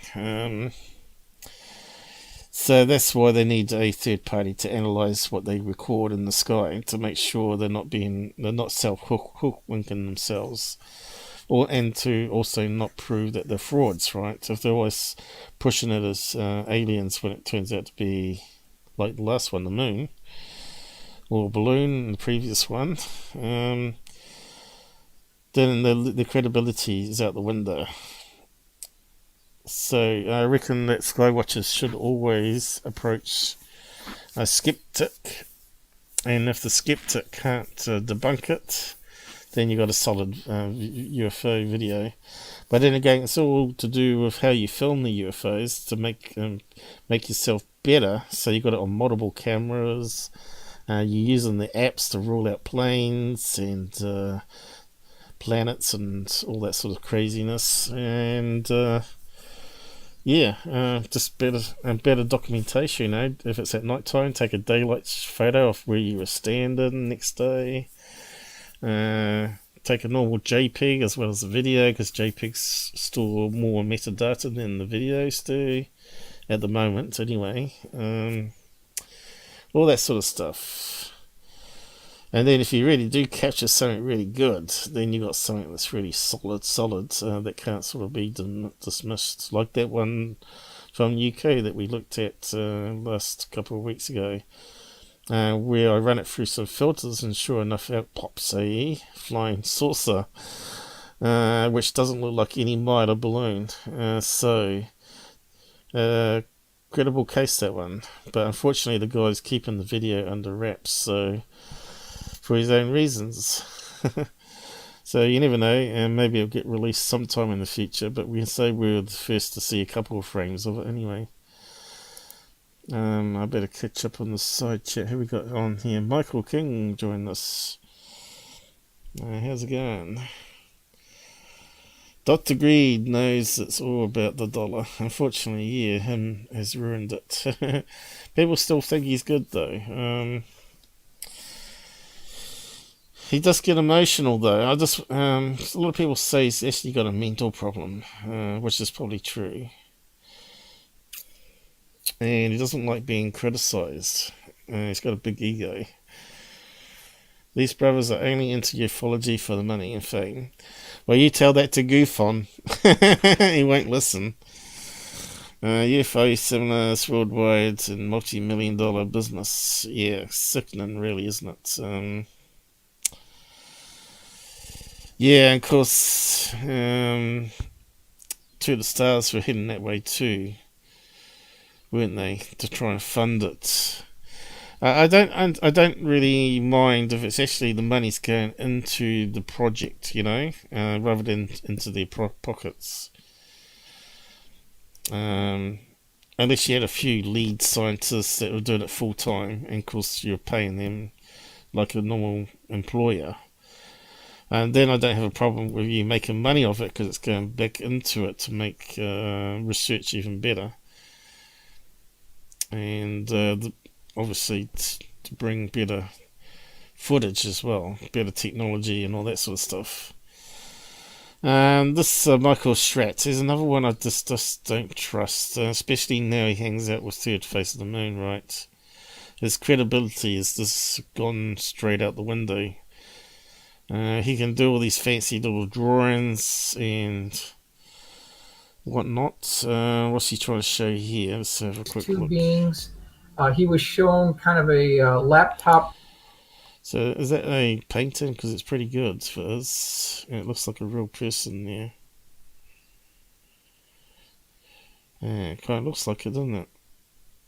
He's sort of done some video art there. It looks like it, doesn't it? Where the man looks like it's a cut and paste job, with the rest of the stuff in that picture looks like it's been pasted and dimmed and penciled and stuff. So it looks like it's another one of these stories, from Michael Schratz. Let's have a listen. Here it goes. About here somewhere, is it? It's a 120-foot diameter dish-shaped craft that has a catwalk around the outer circumference of the craft. There's a red light coming on the bottom of it. Then... Okay, this is why he needs to wear a headset with a mic as well. You can see how echoey it is to really focus on that. It's worse than headset when you're listening back, of course. Through hypnosis, he determined that he was brought inside the craft, and there were at least two beings. He was shown kind of a laptop device that wasn't a laptop, but then he was shown a window. Inside the window, there was a cigar-shaped craft with 3 other craft on the bottom of it. However, the only problem with this is that the second part of this case, the details were brought up through hypnosis. So again, how do we judge the credibility of it? This is prior to most of the other abductions within ufology, but you mentioned a nice historical case as well. Yeah, you know, and I also like. Okay, so stories are stories, right? That guy went through a lot of newspaper clippings, found all the stories, and started drawing pictures for all of them. I'm pretty sure that's how he's got his collection, and other people apparently liked what he was doing, and I think some people died and gave their collection of research to him as well, with the stories in it. So he's now developed a big library of all these different stories, probably better than MUFON's got. So now he's very popular, you see, because he's got all these old cases that no one else has got computerized. That's the way I reckon everything should be put up on computer, so everybody in the world can actually search it and be equal, right? Rather than them sort of keep on to it and leak out a new book every year with some new stories in it, you know, because he could go through all those and do, let's do this year, let's do all cases with cigar UFOs. Next year, let's do ones with cops stories, and next one with military stories, and then next year after that, another book, alien grey stories, you know, and so on, abduction stories, and that's how they keep doing it. And of course, each book, if they sell 100,000 at $10 profit, they get out of the $30 book or whatever, $20 book, and that's $1 million each time, isn't it? 100,000, yeah, $1 million. It's pretty good going. So that's what I don't like about ufology, like that. It looks like the only way to make money is to do books and documentaries that you put up on Amazon. Hey, Qvid, how's it going? Yeah, so just keep on working through the next video, I guess. So we've done, how many now? First part was about how to work out the change in which way the wind is blowing, which was no precise. There was no precise way. This is what we determined. And then we did one with the balloons, sort of like a LED balloon, and what was the one after that one? Was it the moon one? Can't remember now. I thought there was another one. It just takes time. Some sort of adversarial or foreign technology. UFOs straight when these live premieres go up. Covering there. And why in this so there might be repeating stuff. Could it be some kind of possible balloon? Well, yeah, so that was I've probably seen it at least 3 times now. Gauging this so fast it'd make your head spin. Again, what's the logic? I don't see any prop propeller blades on this, letting this thing levitate in the air. So I would have to rule out a drone or a heli. Kind of looks like, I think I've said it in the past, like one of those Mexican hot air balloons. With the very strange shapes. It's a bit hard to tell, isn't it? So, next door dog's going nuts. So there, it looks like a hot air balloon to me. You just can't see the basket. Almost looks like a UFO on the top of it though, doesn't it? See, it's definitely got the hot air balloon shape happening here. Look, the little pear shape with something going around the top. I think we did try and search for that, see if we could find that particular shape. And we didn't have any luck. Hot air balloon with a, what do you call it, a halo? Maybe it is a halo. Let's see what happens. So it looks like one of these shapes here, but it looks like it's got a little ring going around it.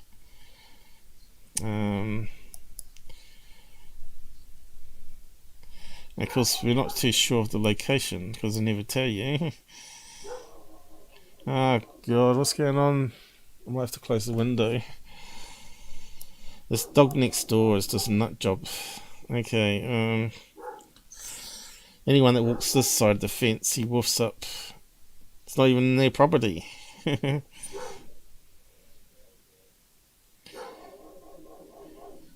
That's my dad outside annoying the dog. So I can't see any ones with halos going around.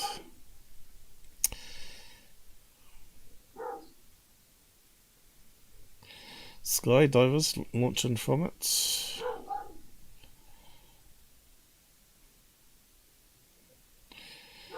So that one's a really flat top on it. It's not quite round like that one. Yeah, I can't see any halos. What else would you call it? If it's like a religious balloon, right? Oh, here we go. Could it be a hat? I'm trying to search on that.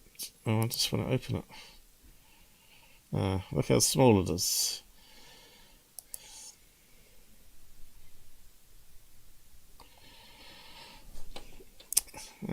Come on.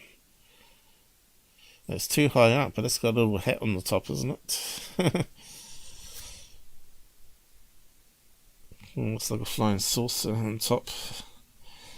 Could be a hat. Hot air balloon with hat. We'll try that.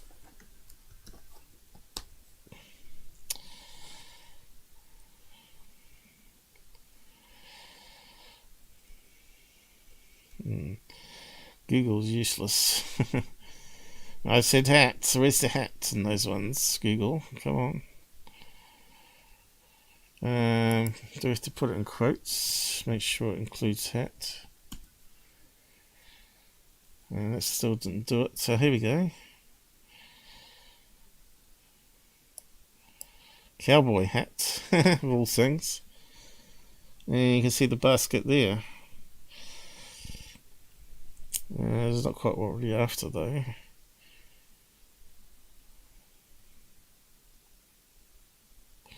It's got a ring.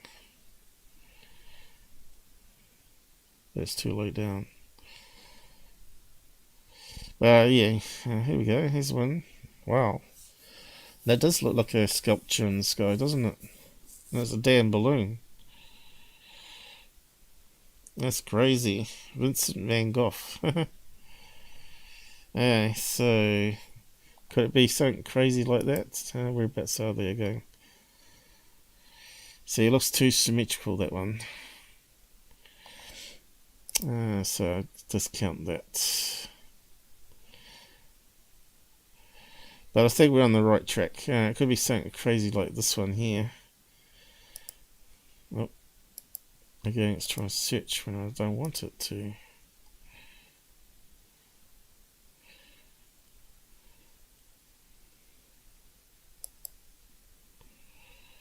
Hot air balloon festival. That would be definitely fits the category. Festival. Oh, here we go. What's that one? That is a hot air balloon.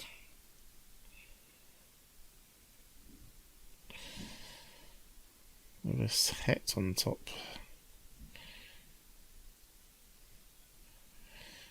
Van Gogh one again. Don't think it would be the Van Gogh one, would it? No. Too high up at the top. But like I said, it was worth another search. Oh, here we go. Just an average smokey there. That's fitting it. That's fitting it pretty well. I was just going to give up. But it seems like it's too rounded though down here. So close, yet so far. Could it be smoky beer? I don't think so. Although, it's hard to know, really. Has it got the sort of roundness at the bottom here? Does look like a hat, though, doesn't it? Oh, what could it be? Aliens. Third phase of the moon. Okay, that's the closest one we've got so far anyway. Spooky bear.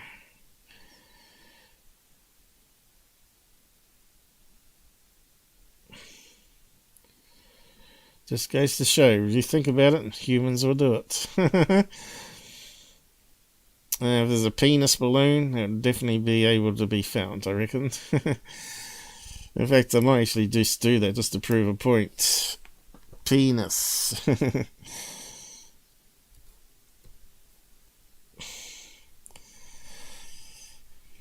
Oh, there you go, just printed on the side. I thought it was going to be let down. But humans never let us down. Here we go, what's that? A Chinese lantern.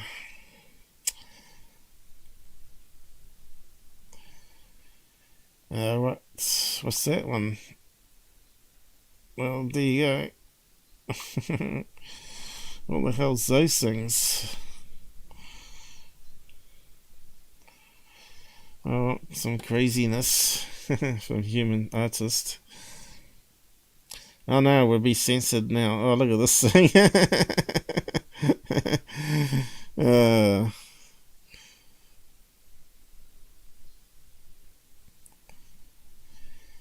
People got little minds out there. Okay, let's carry on. Stay steady, rock steady in the sky. It just holds itself there. If this was a balloon, like you said, Blake, this thing would be drifting, and it's not. This thing's... Not if it's a hot air balloon, and we can't tell if it's been tethered at that point either. Pretty wild, whatever this crap... Okay, so... what are these guys saying? Okay, whoops. Paul takes ages to read your chat. How's things, bro? I'm still surviving. Yes, surviving the old C-19. But at least he doesn't talk shit. Like, suck up you team. He may get stuff wrong, but he speaks from his heart too. Tyler or me? Me get stuff wrong? No. Only if I got not all the information, but Craft is, and we're seeing it all over these regions. Oh, I don't see something, obviously, on these little tiny videos. It kind of reminds me of the gimbal, and that's what this craft kind of looks like. And this particular... Oh, come on. How can this be possibly a gimbal, guys? Come on. You're talking about people talking shit. These brothers are good at it. Acorn shape. There's been eyewitnesses that do state that there are these craft premiering the It's a balloon with a hat. Okay, I think we've been through all these ones before, though. What's this we got now? Oh, God. Looks like a strange weather phenomenon, like a partial tornado, isn't it? Amiga, ahora empieza, yo estoy grabando, por favor. Yo estoy adentro.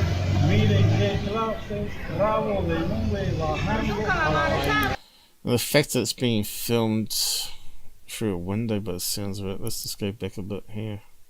Strange weather phenomenon. Watch this. Mira, poco a poco va ganando, papi, ten cuidado. Poco a poco va ganando la organización. Eso para nada estaba así, eso era una nube normal. Cosa más rara.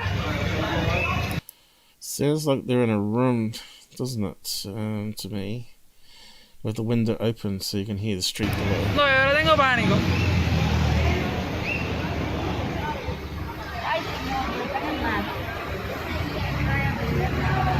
I suppose they don't keep filming until it disappears, though, do they? Right, might be.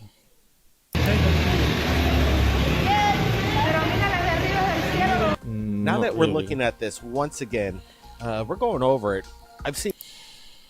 Okay, what the hell is it? Is it one of these? If it's add-on to the film to make fake stuff, that's pretty good because we've got a cable that's running through it.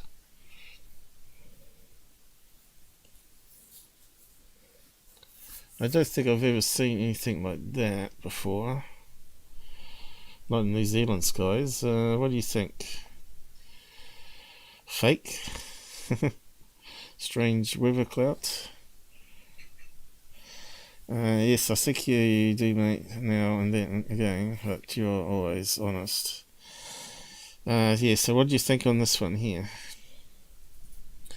This one is where you would make a mistake, I think. Because there's not enough information to go on. This is skim it.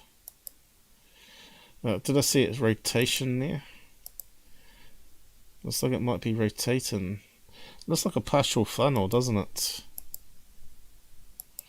Where it hasn't got enough energy to touch down like they do in Texas.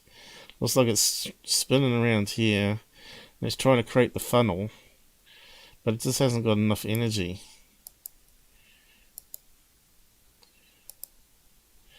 I wonder if Scott has talked about that one. He's normally got a catalogue of all different weather phenomena, hasn't he? And I don't always know the names of it. He probably would. So is he on about the same ones as what we've been looking at? Again, alleged illuminated cigar-shaped UFO taken in Petty Port, which is what we were just looking at, wasn't it? Peru. There's just the moon. Yeah, we figured that out with filters. So how did they? What's he done here?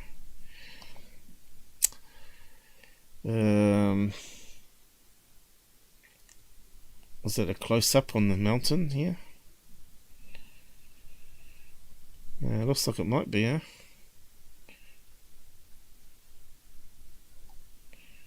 But where's the cloud cover gone in that one? In that case, it's definitely brighter. Did they wait later and take another picture?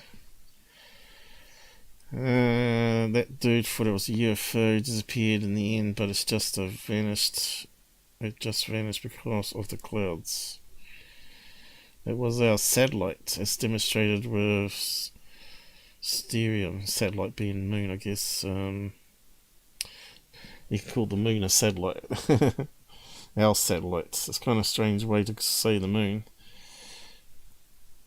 Yeah, let's keep on going. Oh, he's doing what I did. Find examples. Oh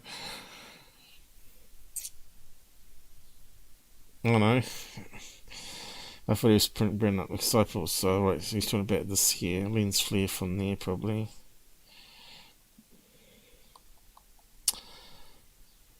Yeah, it looks pretty bright up there. Yeah, it looks like it's making a tear shape going this direction from that bright light here. What else we got? Gone viral. UFO capture from passenger plane. I didn't see that on third phase, I don't think. CGI artist again. The K brothers from Germany. I don't know how you say the name. Kaskuba. So where's the UFO? Oh, there it is. CGI. Yeah.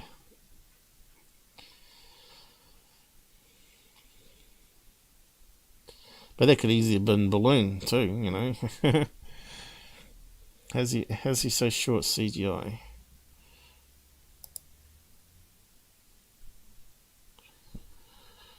Alright. Too much detail, I think. And the reflections are constant. If it was a balloon, I think they would be changing.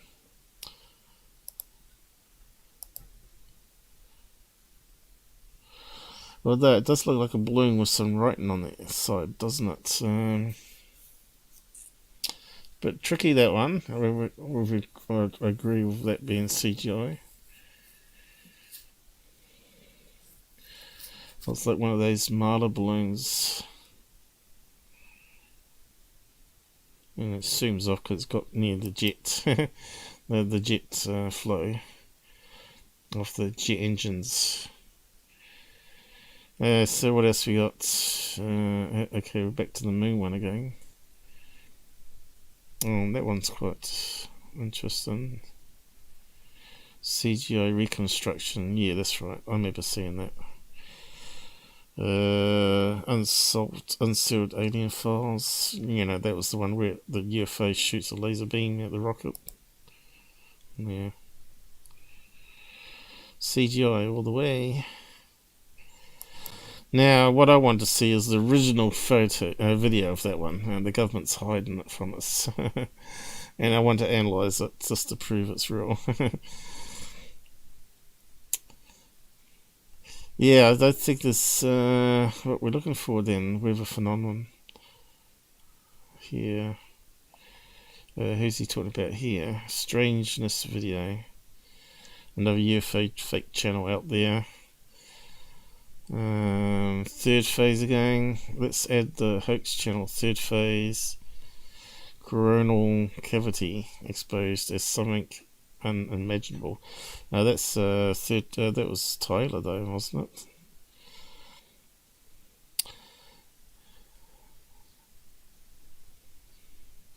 The proof is out there.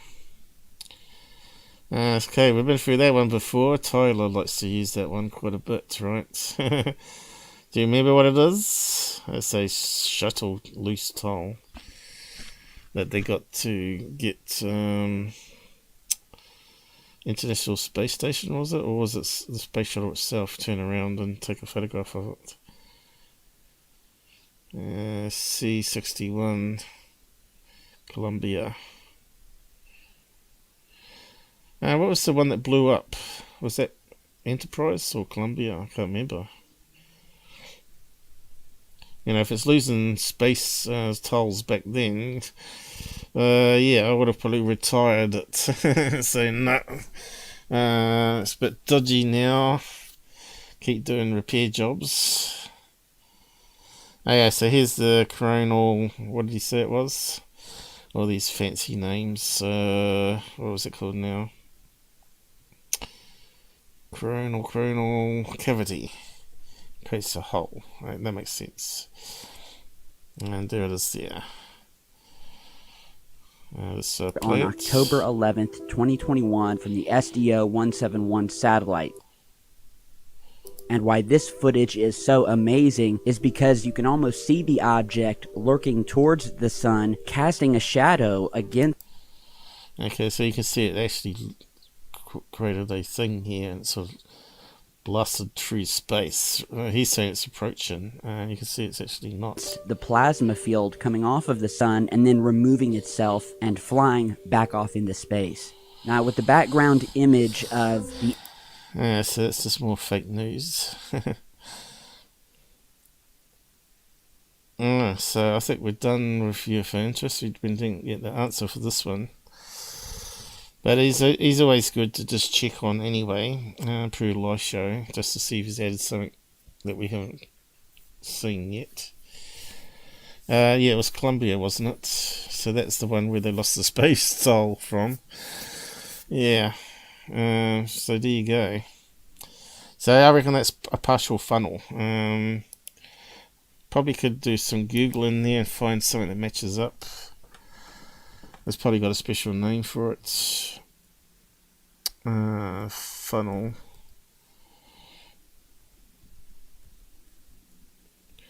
Partial funnel. Tornado. Let's see.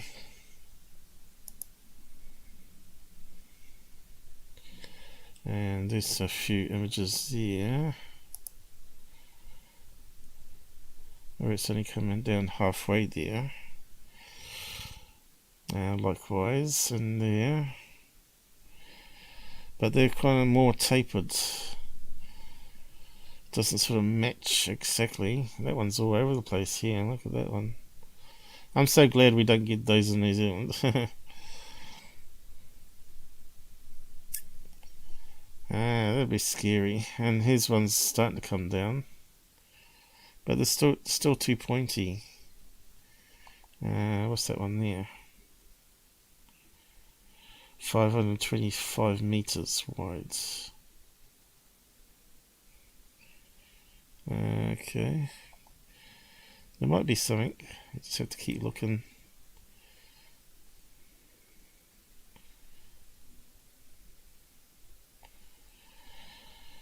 I'm just not really happy with any of them, really, to be a match. But I'm pretty sure that's what we're going to find out. That's what it was.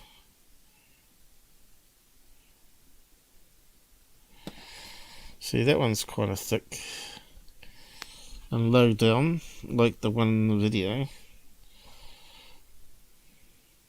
And that one's getting a bit thick there too. How are we going for time anyway? You get lost in time on this stuff. 2 hours, is it?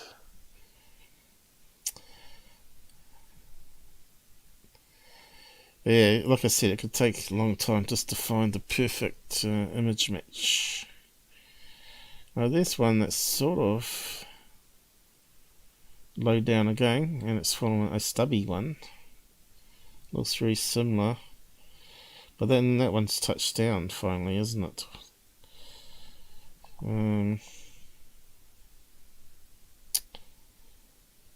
What's this one?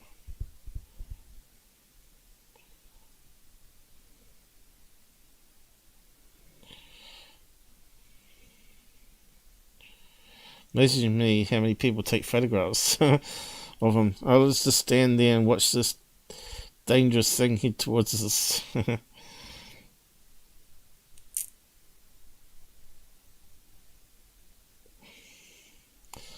I suppose some people got to do it though. It's only when we're going to study it.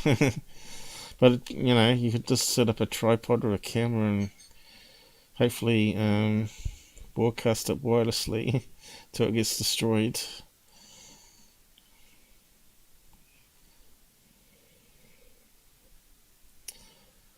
Yeah, just not happy. So we'll leave it at there.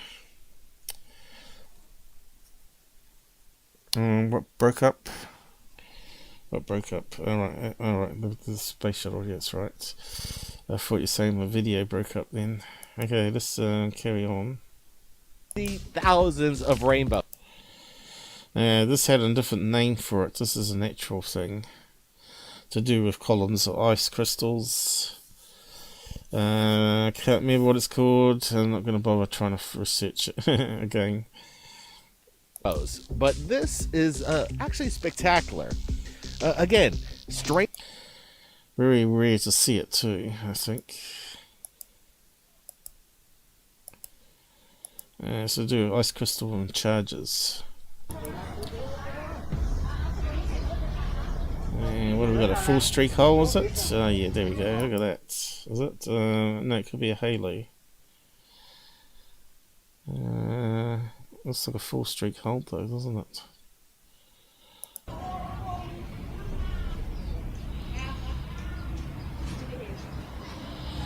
Haven't seen one of those myself in New Zealand, but yeah, it kind of looks creepy, doesn't it?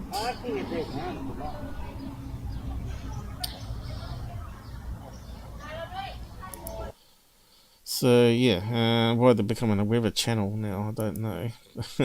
I thought that Mr. MBB, the other fraud, did all that. It's an amazing video. What I'm digging about this thing is this metallic. It kind of looks like it, just the rigidness of the craft itself. It's not wobbling or oscillating like a balloon. It seems like this thing has a metallic structure. And I did actually solve this one, but I can't remember what it was now. I think it was a sun balloon. You can see the droopy things hanging down here. Sun balloon, I'm not sure if it's tethered or stuck on that line here. It might be like a fishing line from there to that power line there, just holding it.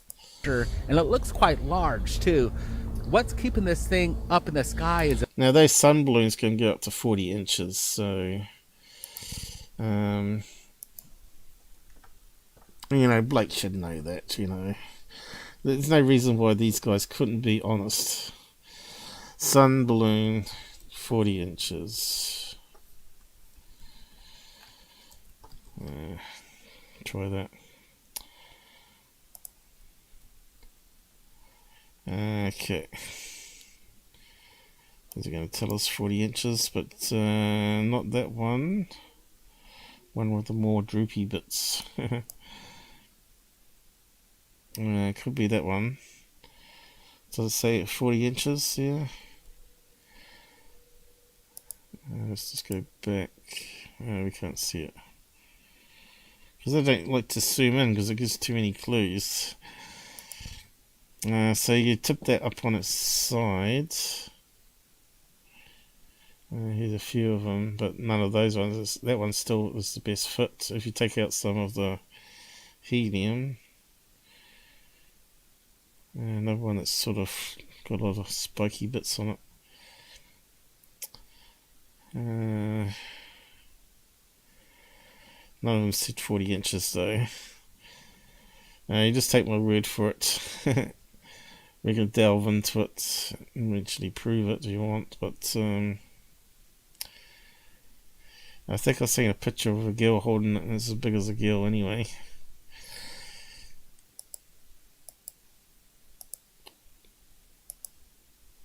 Alright, that's the UFO man. We get to come back to his ones. The big question.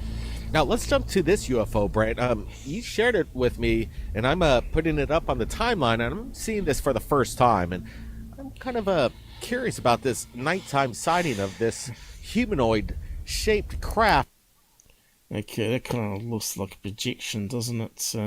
Whether it's on the side of a blimp. Or could it be a hot air balloon that's sort of being lit up and it's shaped like Jesus Christ? Jesus Christ, what the hell is that? I think it was flashing like a hot air balloon. Lit up in the sky. It seems to be stationary and quite large. Brent, what was your first impressions when you're looking at this? I thought it was a UFO. We've seen these high-speed chases of people following UFOs along the highway. This person pulled over and got some multiple angles of this craft. I'm leaning towards more of this being an advertising balloon being lit up from the inside and attracting attention to the people on the highway. So that's another good possibility. A advertising blimp. He said balloon. But again, if this is something else and we're looking at something we can't describe, I wish we could have got a closer look of this and rule out that this is a possible advertisement balloon. But if it's not, we're looking at something that we can't explain. That's the big question, Brett, and we're trying. I think that's possibly the best answer. I'm not seeing it light up like a hot air balloon. I thought it was, but the flashing was actually the posts getting in the way of the video. Kind of looks like a character, doesn't it? Like it's got a hat, a head, and an arm on the side, and the arm going up. Probably some sort of crazy advertising balloon for nighttime. For what though? Fast food, maybe? Crazy advertising balloons. Let's see. Might be able to find something. Whereabouts is it? Did they say? Mexico, bound to have crazy advertising balloons like that. Humanoid advertising balloon. Blimp balloon. Try balloon. Inflatable human. That sounds like it. There we go. Could it be something like that? White head. Yeah, so we got a white thing on the head. And red. Well, it has got sort of red in it. What's that advertising though? Alibaba. Take away looks of it.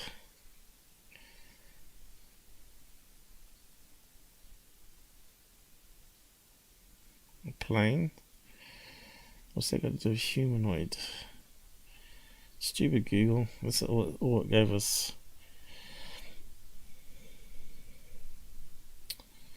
We know there's more than that. McDonald's one here. But that one does sort of fit it if you took it far away and lit it up at night time. Those stripes would show up as red. It kind of looks like a yellow top on it, doesn't it? Yellow, black stripes. Kind of looks like it might have yellow at the top, orange, red down the bottom. But yeah, who knows? Looks like it's advertising. Trying to get an answer to this phenomenon. We're here. Also want to note that everybody could unbuckle up just a bit, but not too fast, because I want you guys to buckle in for our music video, Interstellar.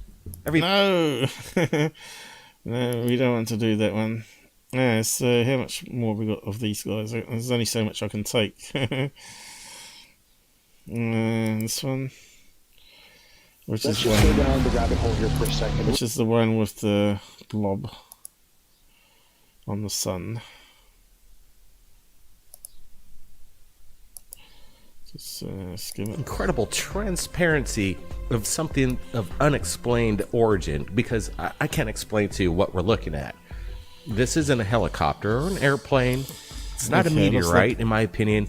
First thing that come to my mind was a bunch of LED balloons joined together. You know, it's got the right shape to it, and the right brightness to it. So yeah, boring. And if it's alien craft, we want to see it stop and then suddenly go downwards and then suddenly shoot vertically upwards, or do something abnormal, don't we? What do you reckon on that one? LED bunch of balloons. If you had the money, you could order a balloon or whatever size and design that you want. Yeah, you can probably. You mean custom build character balloons? Pretty sure the Chinese would do anything for money. I'm pretty sure you're right there. Or a drone. It's basically... Yeah, I don't think it's a drone. If it's a drone, we would have seen something more flat and on an angle, because you know as drones move, they have to be on a slight angle. This one looks like it's just going with the wind. A phenomenon, and in my opinion, a classic UFO showcasing this weird activity between the phenomenon and volcanic. Yes, so looks like it's passing through atmospherics here. Could it be a balloon, plane? Because he's saying it's passing behind a volcano. We know there's a lot of airports all around these damn volcanoes. Is there a connection? It almost has this angelic, translucent apparition form. It almost reminds me of... Could be a helicopter. Did I see like sort of like a flickering at the top of it? To what we're looking at. This isn't a helicopter or an airplane. It's not a meteorite, in my opinion, or a drone. It's basically a phenomenon, and in my opinion, a classic UFO showcasing...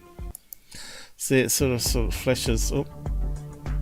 A classic UFO showcasing this... I would expect to see some red lights, but we don't know how it's filmed. Weird activity black and white infrared. Between the phenomenon and volcanic activity. Still fits a bunch of balloons best, that one, because it's sort of shape-shifting a wee bit. If it was a bug, it would have to be close to the camera. This one looks like it might be a bug. It's next to the volcano. This thing's massive. Actually, that one looks like a spider on the lens. Big blob. And tapping it from the volcano itself. Here's another great shot of this cylindrical-like object just ripped through the smoke of the volcano itself. And it does, again, like these... Yeah, let's roll it back a bit. So they're going to show us planes taking off. Reminds me of maybe a paranormal activity. So that's long exposure straight away. And it looks like it's going to here, but it's actually heading towards the airport that's behind the volcano. Maybe. Brent, what's your thoughts here? Yeah, we seem to see these kind of events around volcanoes where these anomalies are entering, and you notice he sort of giggled when he said that. He knows exactly what it is. Oh, yeah, when the plane's coming to land. And escaping a volcanic... That one's obviously taken off. Activity is very strange and unique. You can see here, almost on the same flight path as well as the previous one. What's the whole reason behind... Why would UFOs go up on an angle when they can just go, boom, straight upwards? Blink of an eye. We keep saying, could they be otherworldly craft powering their whatever they use for their engines and tapping it from the volcano itself? Here's another great shot of this cylindrical like object just ripped through the smoke of the volcano itself, and it does again, like these other ones have these strange orbs, and this one's a big one. If this is next to the volcano, this thing's massive. That's a insect on the lens as it just crawls down the mountainside. What's it crawls, you know, that is the words. What's going on with these videos? Yeah, let's look at this one again, because I'm liking this. There's really no shape that would be conventional for an aircraft, and we're seeing these enter the volcano at high speed, and then they're exiting, looks always like a bunch in of balloons, close proximity to volcanic activity for some reason. What's illuminating this? If this video, these webcams are shooting in FLIR, this is something that's indicating no heat signature, or vice versa. Again, I'm not exactly sure. We're just getting the evidence and we're sharing it to you as fast as Still possible. could be a helicopter though. Balloon or helicopter, that one. That one's planes, Possible, and the other one was incredible. Was a spider on the lens. Yeah, we just ain't got enough. It's overexposed. It's huge. And then it is, we see here. So, as we just saw Scott debunk this nonsense. Or sucking out the energy from the sun. Like, well, this is crazy stuff here. And this is bigger than Earth, possibly even bigger than Jupiter. Now, who votes to send Tyler and Blake Cousins there to investigate? Raise your hands. Yes, there's probably 3 in the chat room. Vids, UFO Brew. Let's see how long they last to investigate. What is it? The closest they get to it with the satellite thing. It's still flying there, isn't it? We know it's going to melt the instruments at some point. Okay, yeah. What was that one? Pure proof. Sorry for trolling. Upside down view or something. Okay, what did we miss? Yep. I don't think it was on the window. You're talking about that partial tornado. Jupiter, this storm, and boom, look at the way it just attaches off the sun. It ripples off. Man, I'm not seeing any kind of explanation for this except natural. Okay, let's keep on moving. These guys can talk about the same thing. Not this one again. The collective IQ of 10. This inside information, maybe he's privy to it already, and perhaps this is what he... Yeah, they're still talking about Lou. How boring.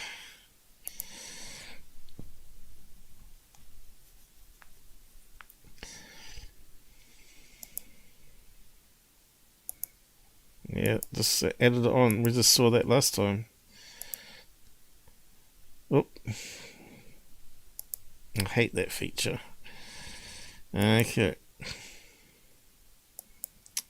Yeah, there she is. And we heard all that already on the last one. Well, we skimmed parts of it anyway. Okay, what else we got? Same old crap. 27 minutes of it, whatever it is.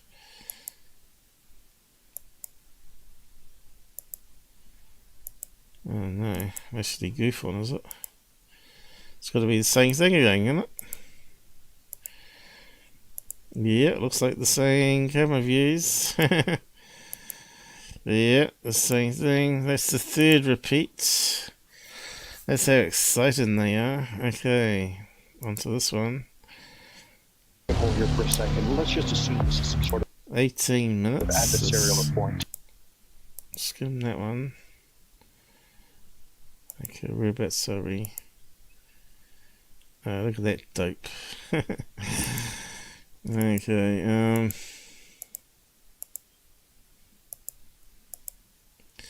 these guys, what I call attention seekers, all of them. They all want attention. They all want to be on big TV too. You can see how they bitch about Lou getting on TV and Fox News, and they want to get on Fox News so they can promote their stuff and get more sales, of course. I don't know, they're going to strike me for saying bad things about them. But I just can't help it. So, is it now the fourth time now, the same thing? Unbelievable. 18 minutes of it.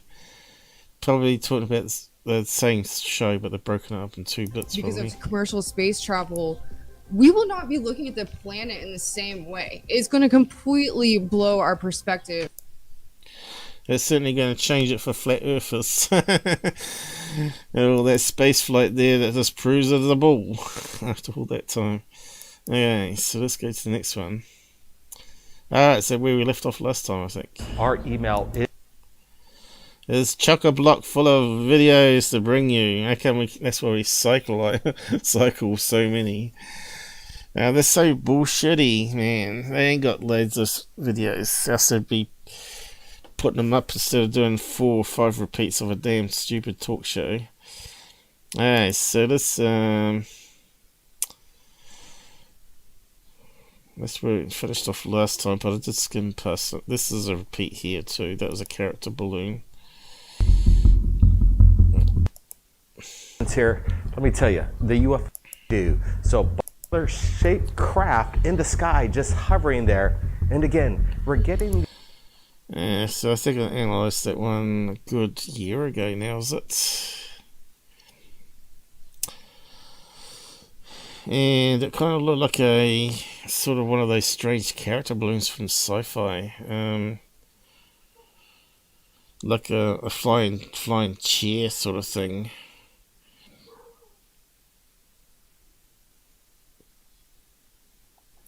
I can't quite remember it now.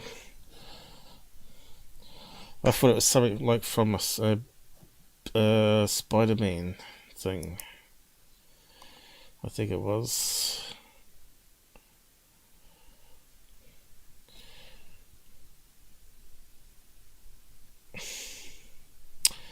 I don't think there's any sun balloons with tentacles 1, 2, 3, 4, 5 like that. But it could be something out there. Oh, here we go again. Dog whiffing. So why they're recycling that one again? to us that they've captured a spacecraft? I think not. This isn't in the nature of NASA. They're giving us information in regards to exploration, but are they giving us the answers that we all want?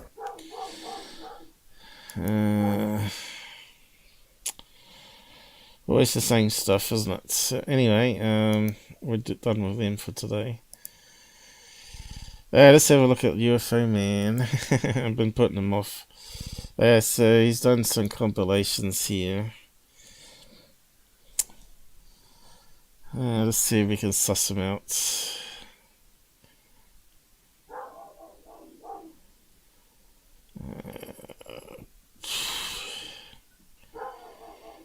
Let's see. Can't see no QVid down the side. Where's QVid's opinion? No QVids, no UFO Man. I suppose you guys might be blocked by now. I'm not allowed to say anything. Anyway, let's just carry on.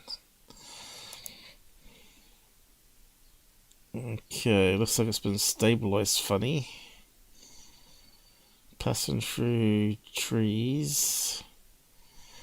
That's a classic blur flow.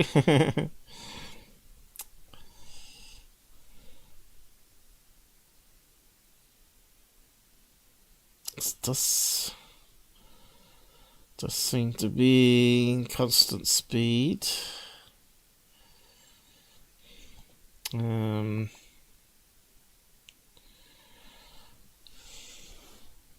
Seems to have something hanging down there.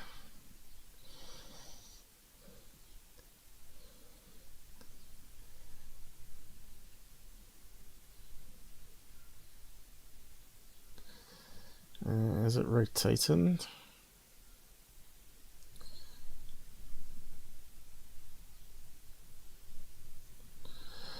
It's a bit of a tricky one. And they're saying it's a flying saucer, but to me that looks like it's got crinkly edges that you get on miter balloons. Let me just have a look again.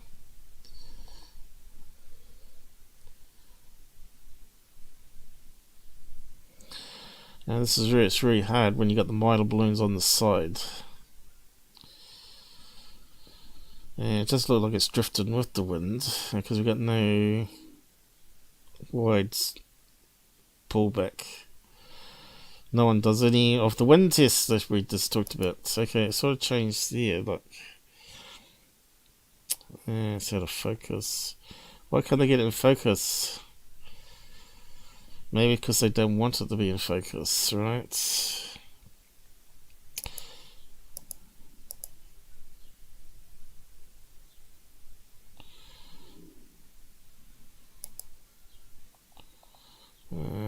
There was one stage where it does look like it's sort of better. Kind of does look like it's some sort of miter balloon there, though. It's not.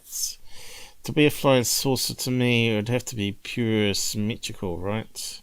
A bit like the one that we showed you.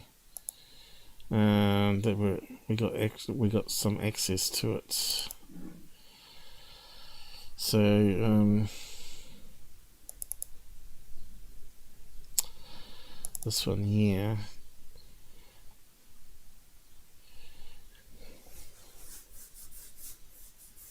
It doesn't look too much until you start putting it through filters, and then you can get to see what's going on here. But there's actually some vapor coming off it, and if you run it through filters, you can start to see that it's actually got some sort of opening here where it's venting off some gases. Almost like it's having trouble, like it's gone fire. So we sort of covered that previously, but now if you look at the filtration here, you can see the nice crisp sharp edges, which fits a classic flying saucer. And here's another enhancement I've done, and there you can see the edge of the craft goes further, and you can see it's symmetrical.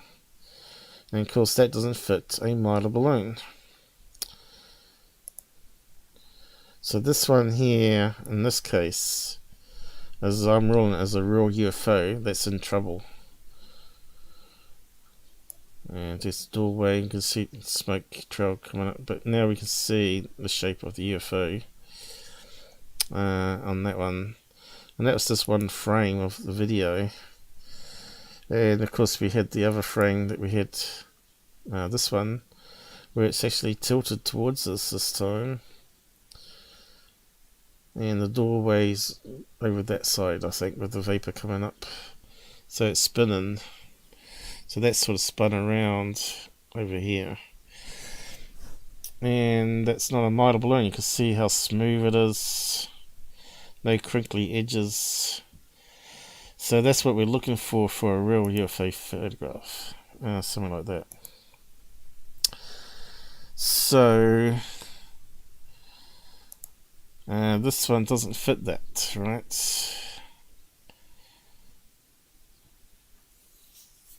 That's a really strange shape, almost like a bug, really. It could be a bug.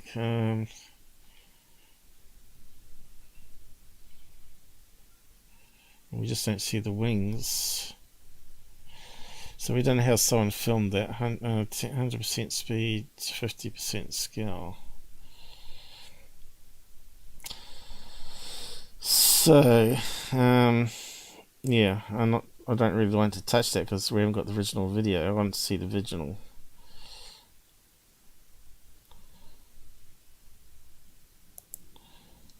Without the stabilization and stuff.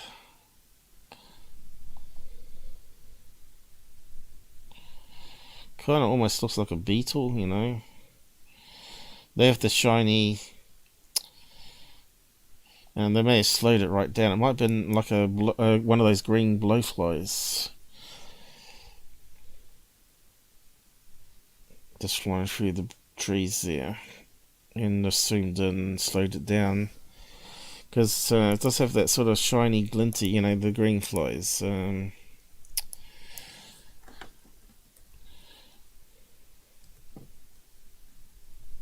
Green fly. So one of these suckers. And they've got the red eyes too, which is kind of creepy.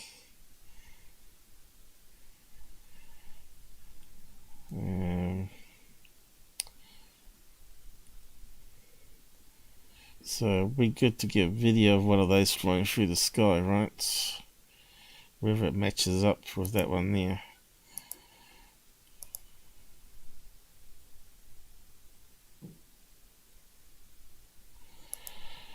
Can we see the wings beating at all?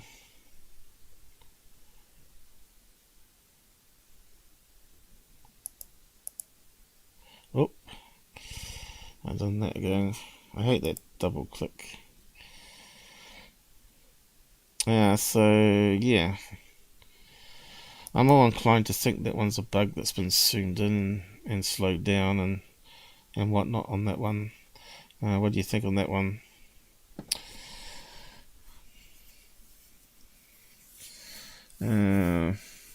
That last comment you just commented on was from 30 minutes ago.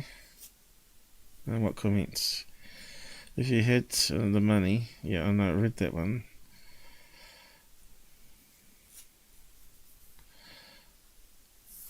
I think that's whoever gave the thumbs down. I'm not sure, did I give a thumbs down on it? Maybe I did. I don't always do it. I haven't done one here, but there you go, look.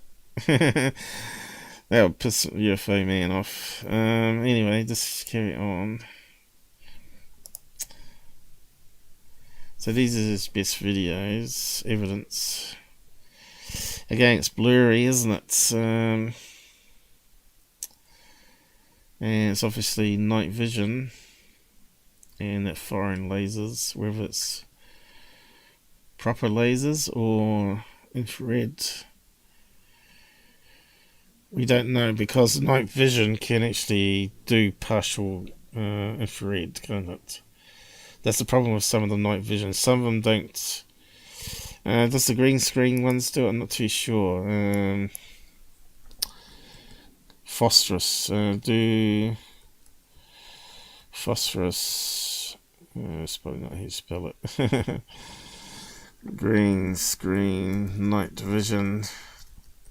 Let's see, any infrared. There's too many words there, probably.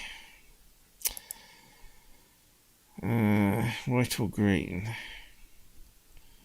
Choose your night vision. White phosphorus technology.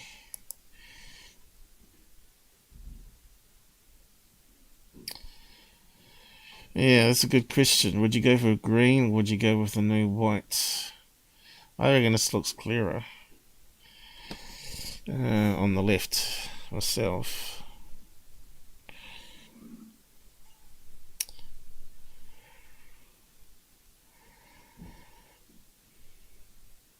And then we got colorized, which can include infrared, the color ones. You'd have to read up on the specs on the camera. But yeah, green ones, I'm not too sure if they include some infrared or not. Oh, damn, what's going on? Infrared. On green. Night vision. Someone should know.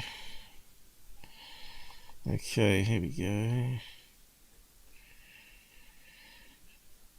These generate why the night vision. So they got some near infrared detection. Because normally the night vision amplifies normal lights, doesn't it?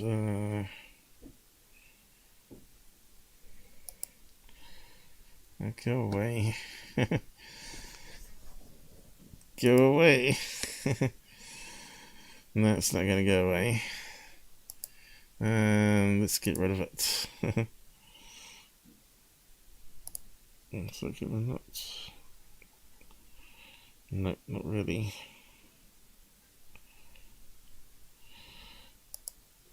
Just not going to get rid of it. Why, I don't know.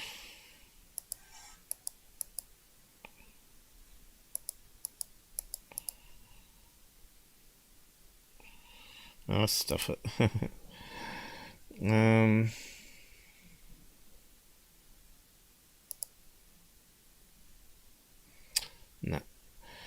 Okay. Night vision. We'll read one screen if we have to. Half a screen, I should say. It's too much reading. Stuff that site. I want some naggers. Go away. What's going on here? Being sabotaged. It's going slow for some reason. Green night vision infrared. Is green night? No, not really. Okay, maybe it'll say something. The first type of technology is active illumination that couples imaging intensification with a source of illumination in the near infrared band. Image intensified provides us with that famous bright green.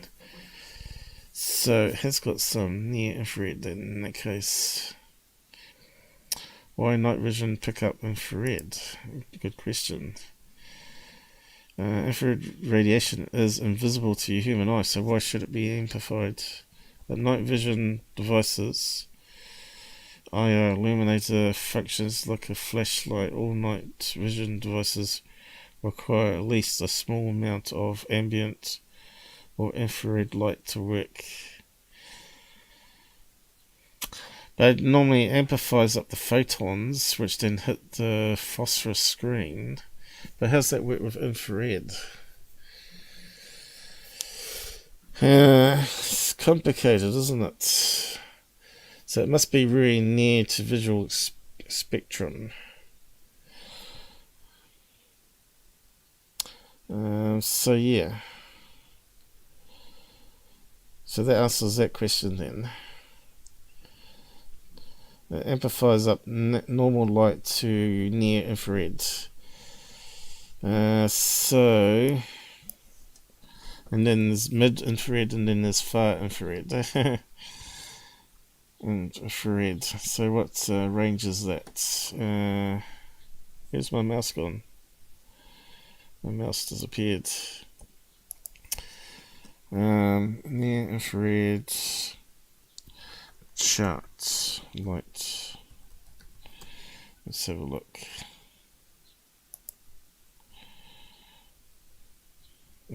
Okay. Can we actually read it? Not really. That one? Not really.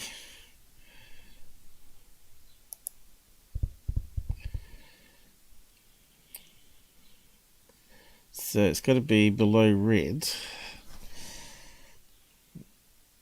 Down to here. Visible light 400 nanometers to 700 Near infrared region 750 to 2000. I don't think it would go all the way up to there though. And then you got radio waves, TV. Imagine if you could see TV radio waves with your eyes. That would just drive you crazy, wouldn't it? And especially X-rays. Imagine seeing that with your eyes. That would just freak you out. Cosmic rays even. You'd see it passing through you, destroying your cells, and you'd be panicking. Yes, so I guess it's talking about maybe slightly into this region here, slightly, but so if that's near, that would be mid here somewhere, mid infrared, and that would be far infrared up to here. And once we get down to purple, we get into ultraviolet. Okay, which we can't see. But I think on those coloured night visions they do colourize it a light shade of purple, don't they? And the hot side they colourize it with more of a red. But anyway,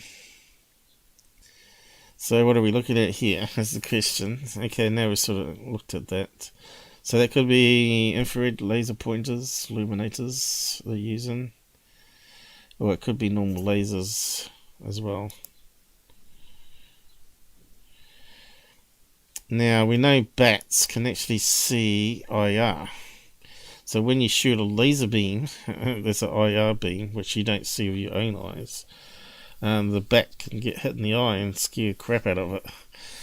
So if it starts turning and moving away, that's most likely going to be a bat. And I didn't see anything really with that one. So could that be just like a distant satellite? Because they're not using any apps here to rule out satellite like an Iridium. And it just looks close because of the way the phosphorus screen amplifies it up. Sort of has some flickering to it. And you can see it looks like it's way up there. Again, this is useless without knowing whether they've cleared of any satellites passing by. As we know, there's quite a lot of satellites, certainly in a certain region of the sky, which they call it the highway, the satellite highway. You know, it's just crammed full of satellites at all different orbit levels. With several thousand satellites in that band. So, yeah, I'm not too impressed at the moment with this one as credible evidence.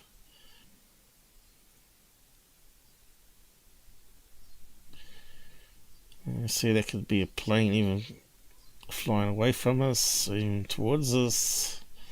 It's pretty low to the horizon there. Could be something like that. Okay, what have we got here?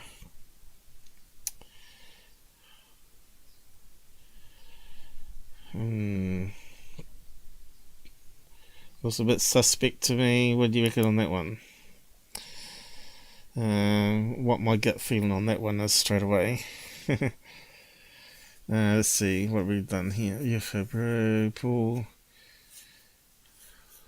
Do a topic on ex-gov whistleblowers like Richard Doty, for example. I don't know. I find there's enough information out there on those guys already, and it sort of gets a bit boring re-hacking the same thing, unless there's some new information. Visible light is much smaller, a silver of light, than you think. Yeah, our eyes are pretty limited, but the technology does boost it up though. Light waves, yeah. Yeah, okay, that's what he means. Light waves, sliver of light waves. Okay, so what do you reckon on this one?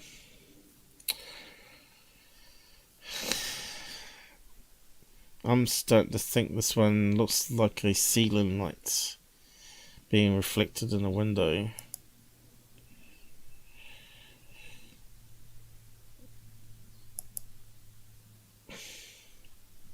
There's that damn lampshade again. And we talked about that ISAT lady last time, right? And she had a very similar picture. So this, maybe that's from her, I don't know. Maybe it is. Maybe it's one of her videos. Does he actually say? Pure silence from what I can hear. Here's a clip coming out of Montello, Wisconsin, showing an object with multiple red lights along the top and a beam of light going down to the ground. Phenomenal footage. Phenomenally. So red light at the top doesn't sort of fit being a plane, does it? That would be at the bottom.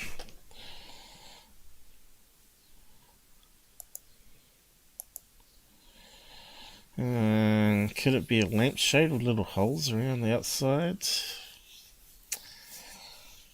It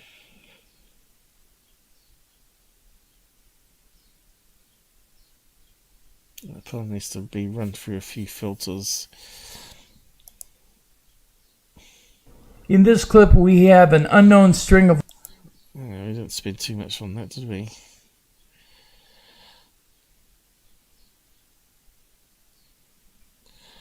Come on, next one. Here's a clip coming out of Montello, Wisconsin, showing an object with multiple red lights along the top and a beam of light going down to the ground. I was just trying to see how it's filmed, whether it's the camera moving or the object moving. Bit hard to tell.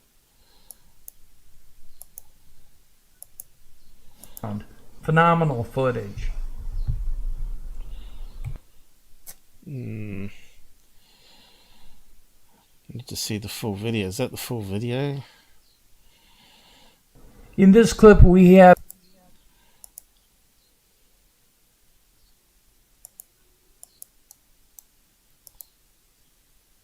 What's that? I've missed it now. An object. Oh, yeah. Gone too far. In this, an object. Yeah, we've only got a few seconds of that one, haven't we? I'll just mute it again.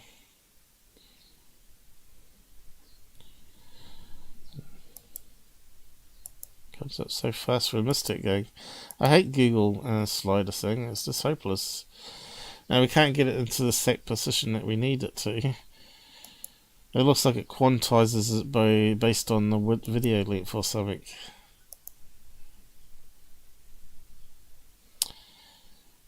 We could probably slow it down, that's a good idea. 2.5, here we go. It's coming up now. There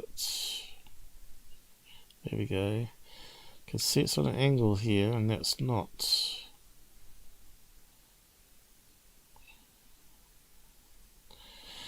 And he zooms in.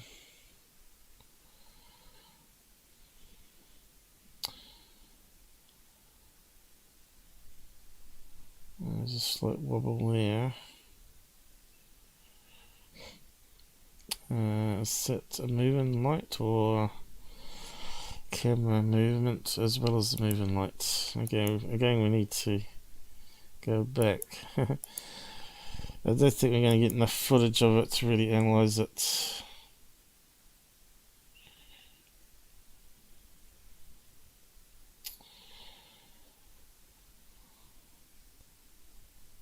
And where's it go after that? It looks far away here. I reckon there's a lot more footage to that. I suppose it hasn't got links to originals.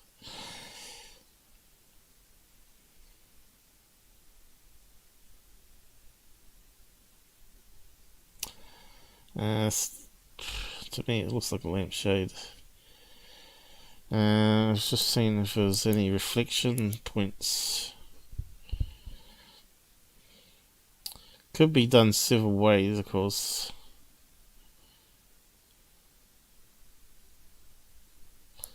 Sort of saw some shimmer in here. Already it's been cut.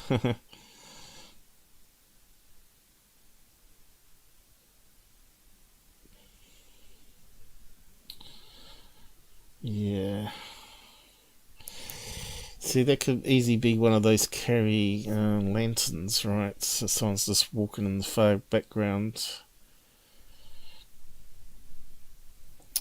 And the camera's now so sensitive to light that they overexpose it, so it comes off pretty good. Let's see. Lantern. Red lantern. With red handle. I don't know. Red top to it.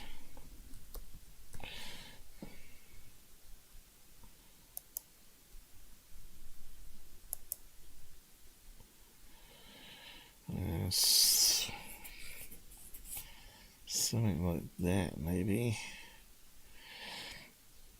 Okay, has anyone got small holes at the top?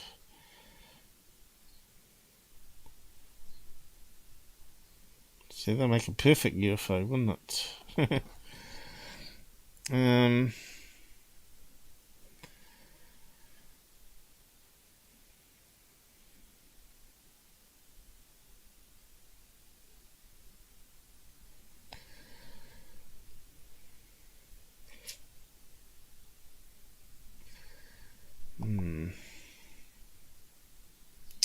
Just look on that drawing, it's got little holes in it. If you tape off most of the light and the light comes out the top, let's have a quick look at that diagram there.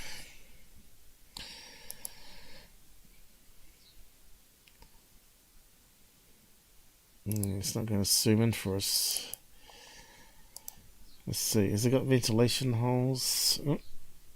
Okay, now we see it better.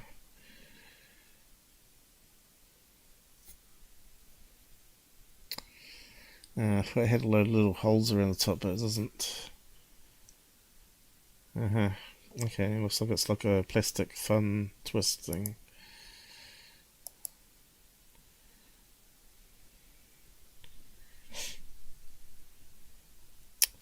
Yeah, I don't know. Here we go.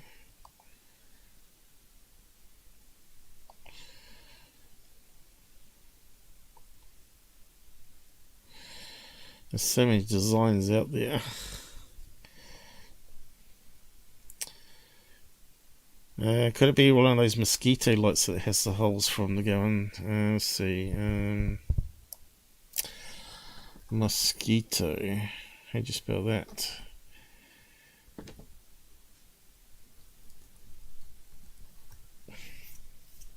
Mosquito. There we go. That's how you spell it down here. Yeah, so they're normally blue. And they do have lots of holes on them.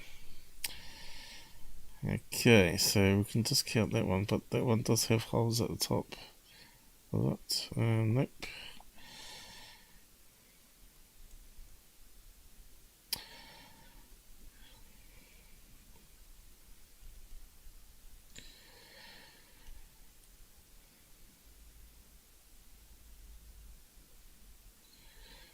So that one's 50-50. It does look like a light reflecting off a window. Yeah, it does kind of look like a UFO, I guess, with the lights, the close-up. But, yeah, I don't know. Why didn't they film more of it? It's kind of a bit strange, if that's the case.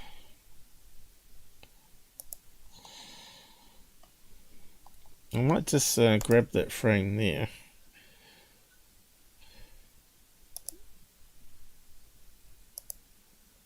And just see. Does it look like a reflection? They spend ages on these things. Probably there's probably where I should have snapped one too. Might just do that.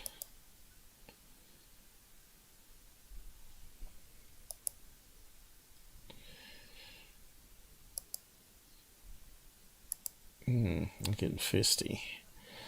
It must be coming up to 3 hours, is it? Oh yeah, just 2. Can always tell how dry my mouth gets from talking all the time.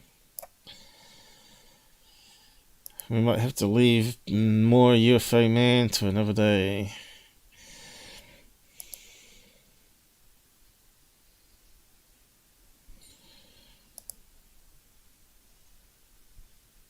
Okay. So. Alright. Gotta get back one.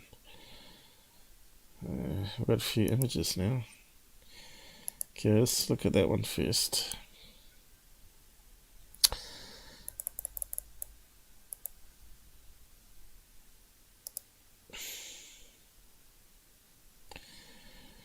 What is it?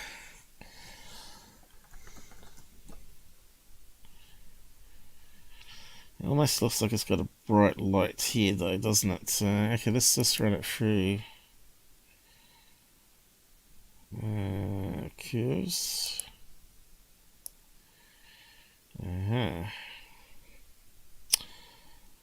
So it's actually casting a bit of light right around it. Whether that's a reflection in the window, I don't know.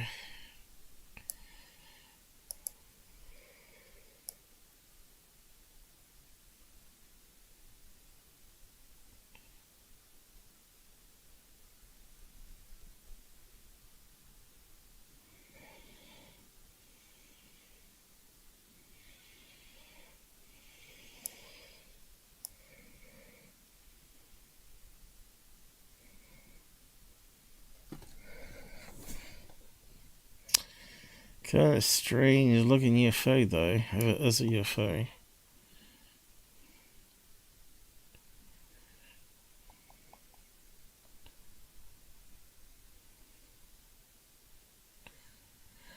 That looks like alien heads now.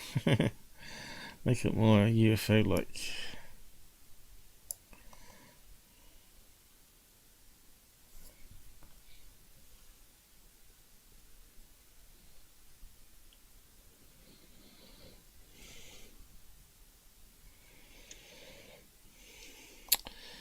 It'd be good to see a reflection of maybe a cable.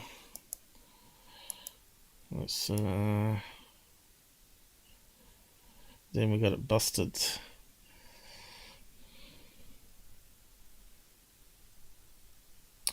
But if it's on fishing wire and they got it on a pole that they're moving around with, so their shadow doesn't show. Depends how clever they are. We're not going to see any cable attached to it.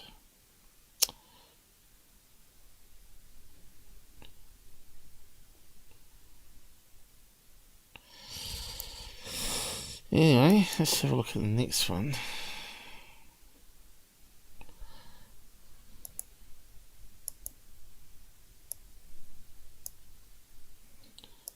Oh, don't add layer. Okay, let's see what we can see on this one. This is a far away shot. But I better wrap up. Okay, we've got some trees. I can see trees. Looks like a light beam now. And what I thought was a house. Where was the house? The house has disappeared. So that so looks like a lamp now, doesn't it? With two... Oh.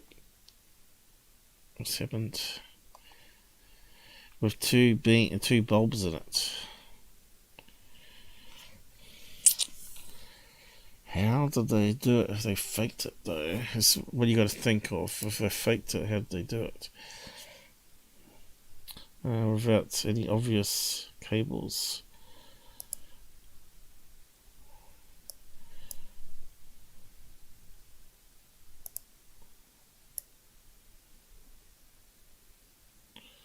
Always red comes up.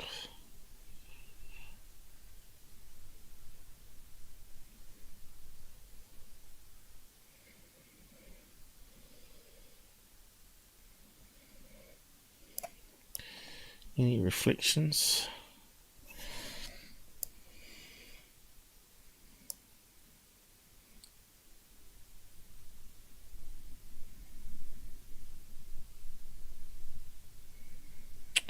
And we can see all those stars.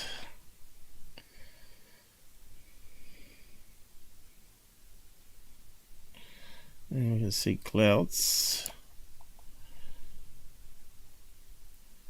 Stars, pretty good. Trees. I don't know, it's so going to be a real UFO, or it's going to be a damn lamp. Again, it's a hard one, because we ain't got much to go on.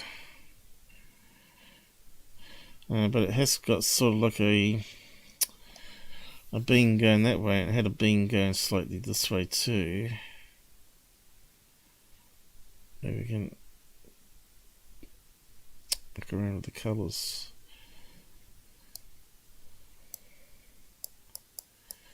Oh, CPU's gone.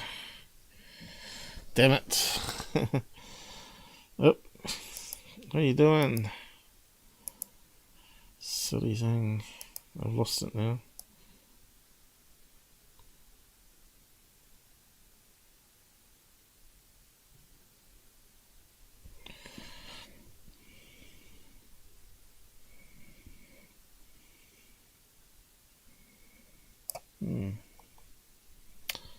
It's showing a couple of holes at the bottom here now.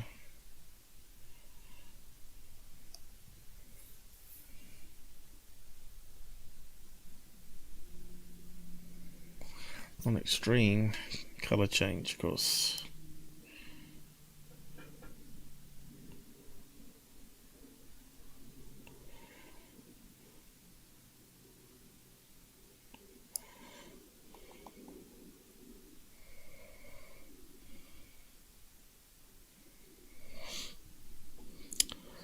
Yeah, it still looks like a lamp or a flying saucer.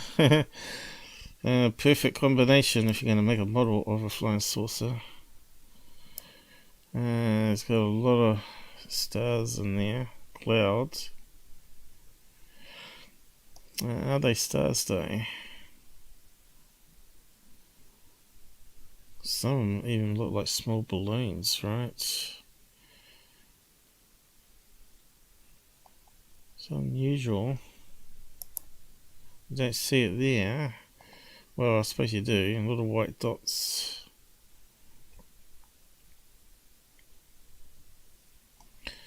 That's a pretty good exposure on a camera to get that, isn't it?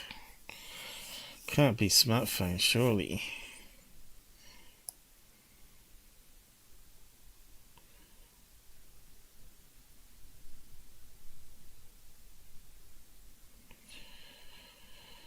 No, and that one is in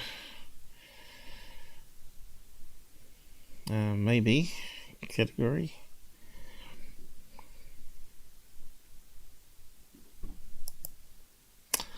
Yep. How long is going to be? How long is going to be? I've got to go back to. I'm going to wrap up soon. 5 minutes maybe. Been given the hurry up to get off the web because I want to make a noise. Yeah, that one's an interesting one. Might just keep those images actually.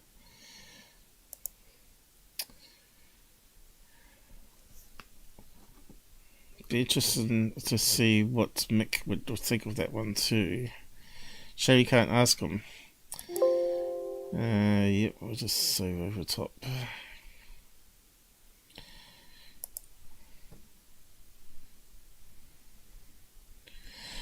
The problem is we haven't got enough information, really. This is the problem with a lot of these things.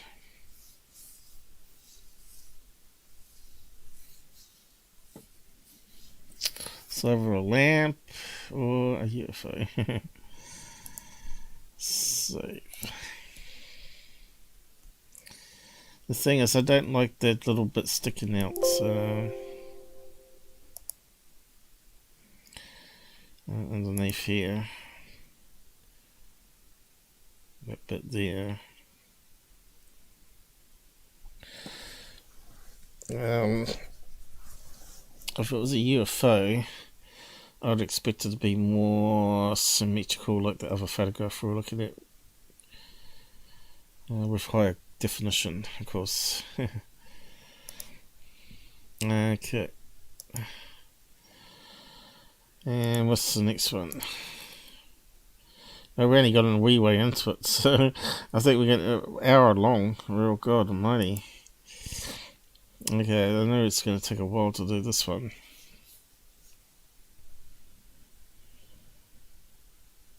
There's the edge of the house down this way. Right, so he paused it and then zoomed in, looks of it. Yeah, still could be a lamp.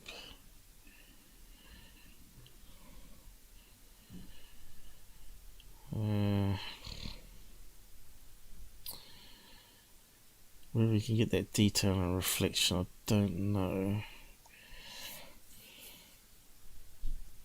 What the hell are we looking at here?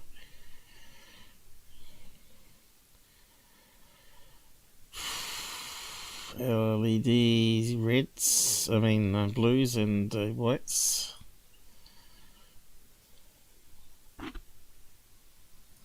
Kind of looks like a string of those wedding balloons, right, that we were looking at earlier with the LED lights in it, right? That's what it looks like to me. And you can see all these cables here is making it really suspicious too. It's a good way to hoax stuff, with film it with lots of wires everywhere. And you can see the light reflecting off the wires here. And you can see a wire underneath it. It's a wire. Look, there's a wire. That's a reflection. There's the wire there. And that's right on top of it.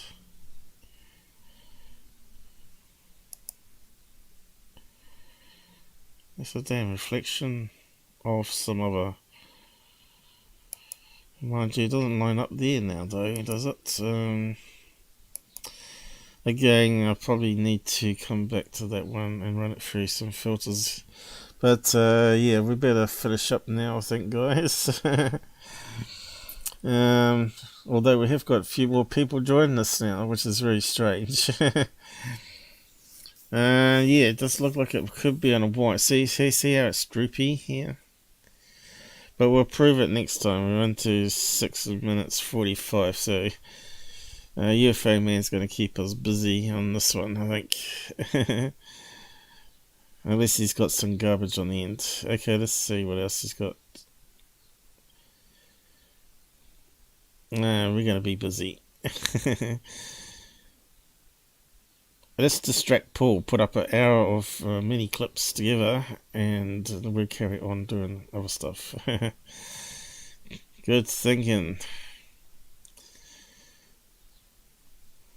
Alright, so we'll come back to it.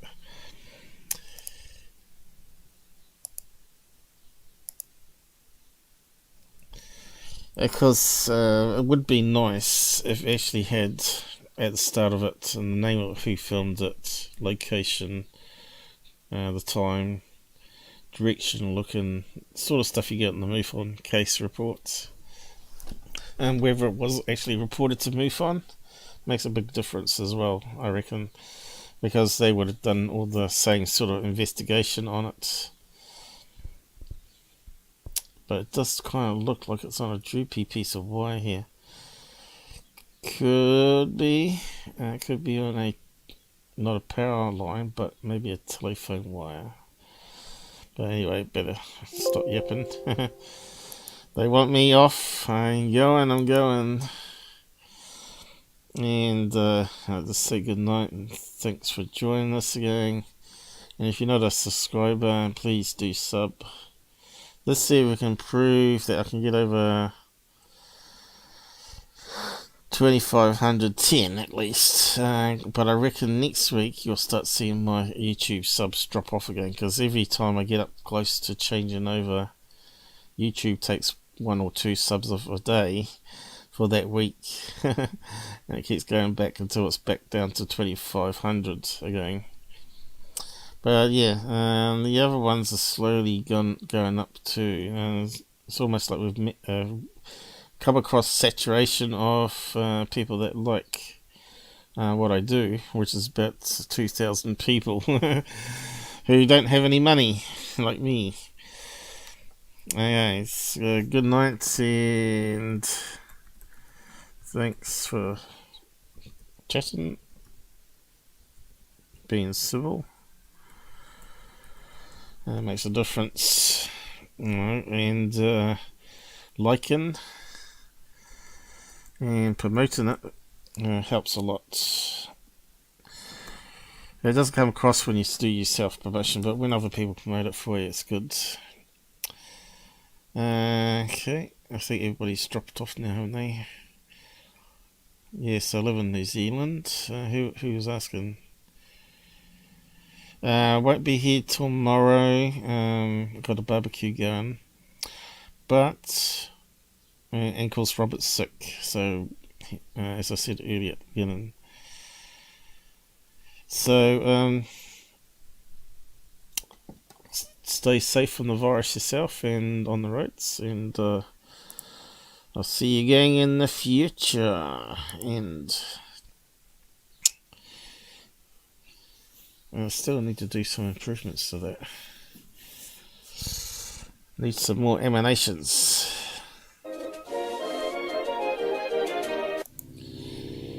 Alright, here we go.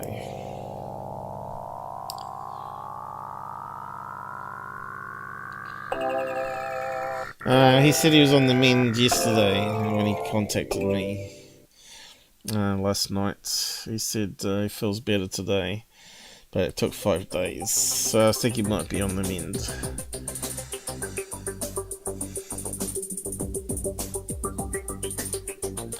But the problem is it makes everybody tired, this virus, and also the jab too. And like JD, the jab can give you a really bad headache for a while. Because what creates little micro blood clots. So you gotta take aspirin to try and dissolve it. And all that sort of stuff. You know, and wrap hot thing around your neck. You know, the heat helps to destroy viruses as well.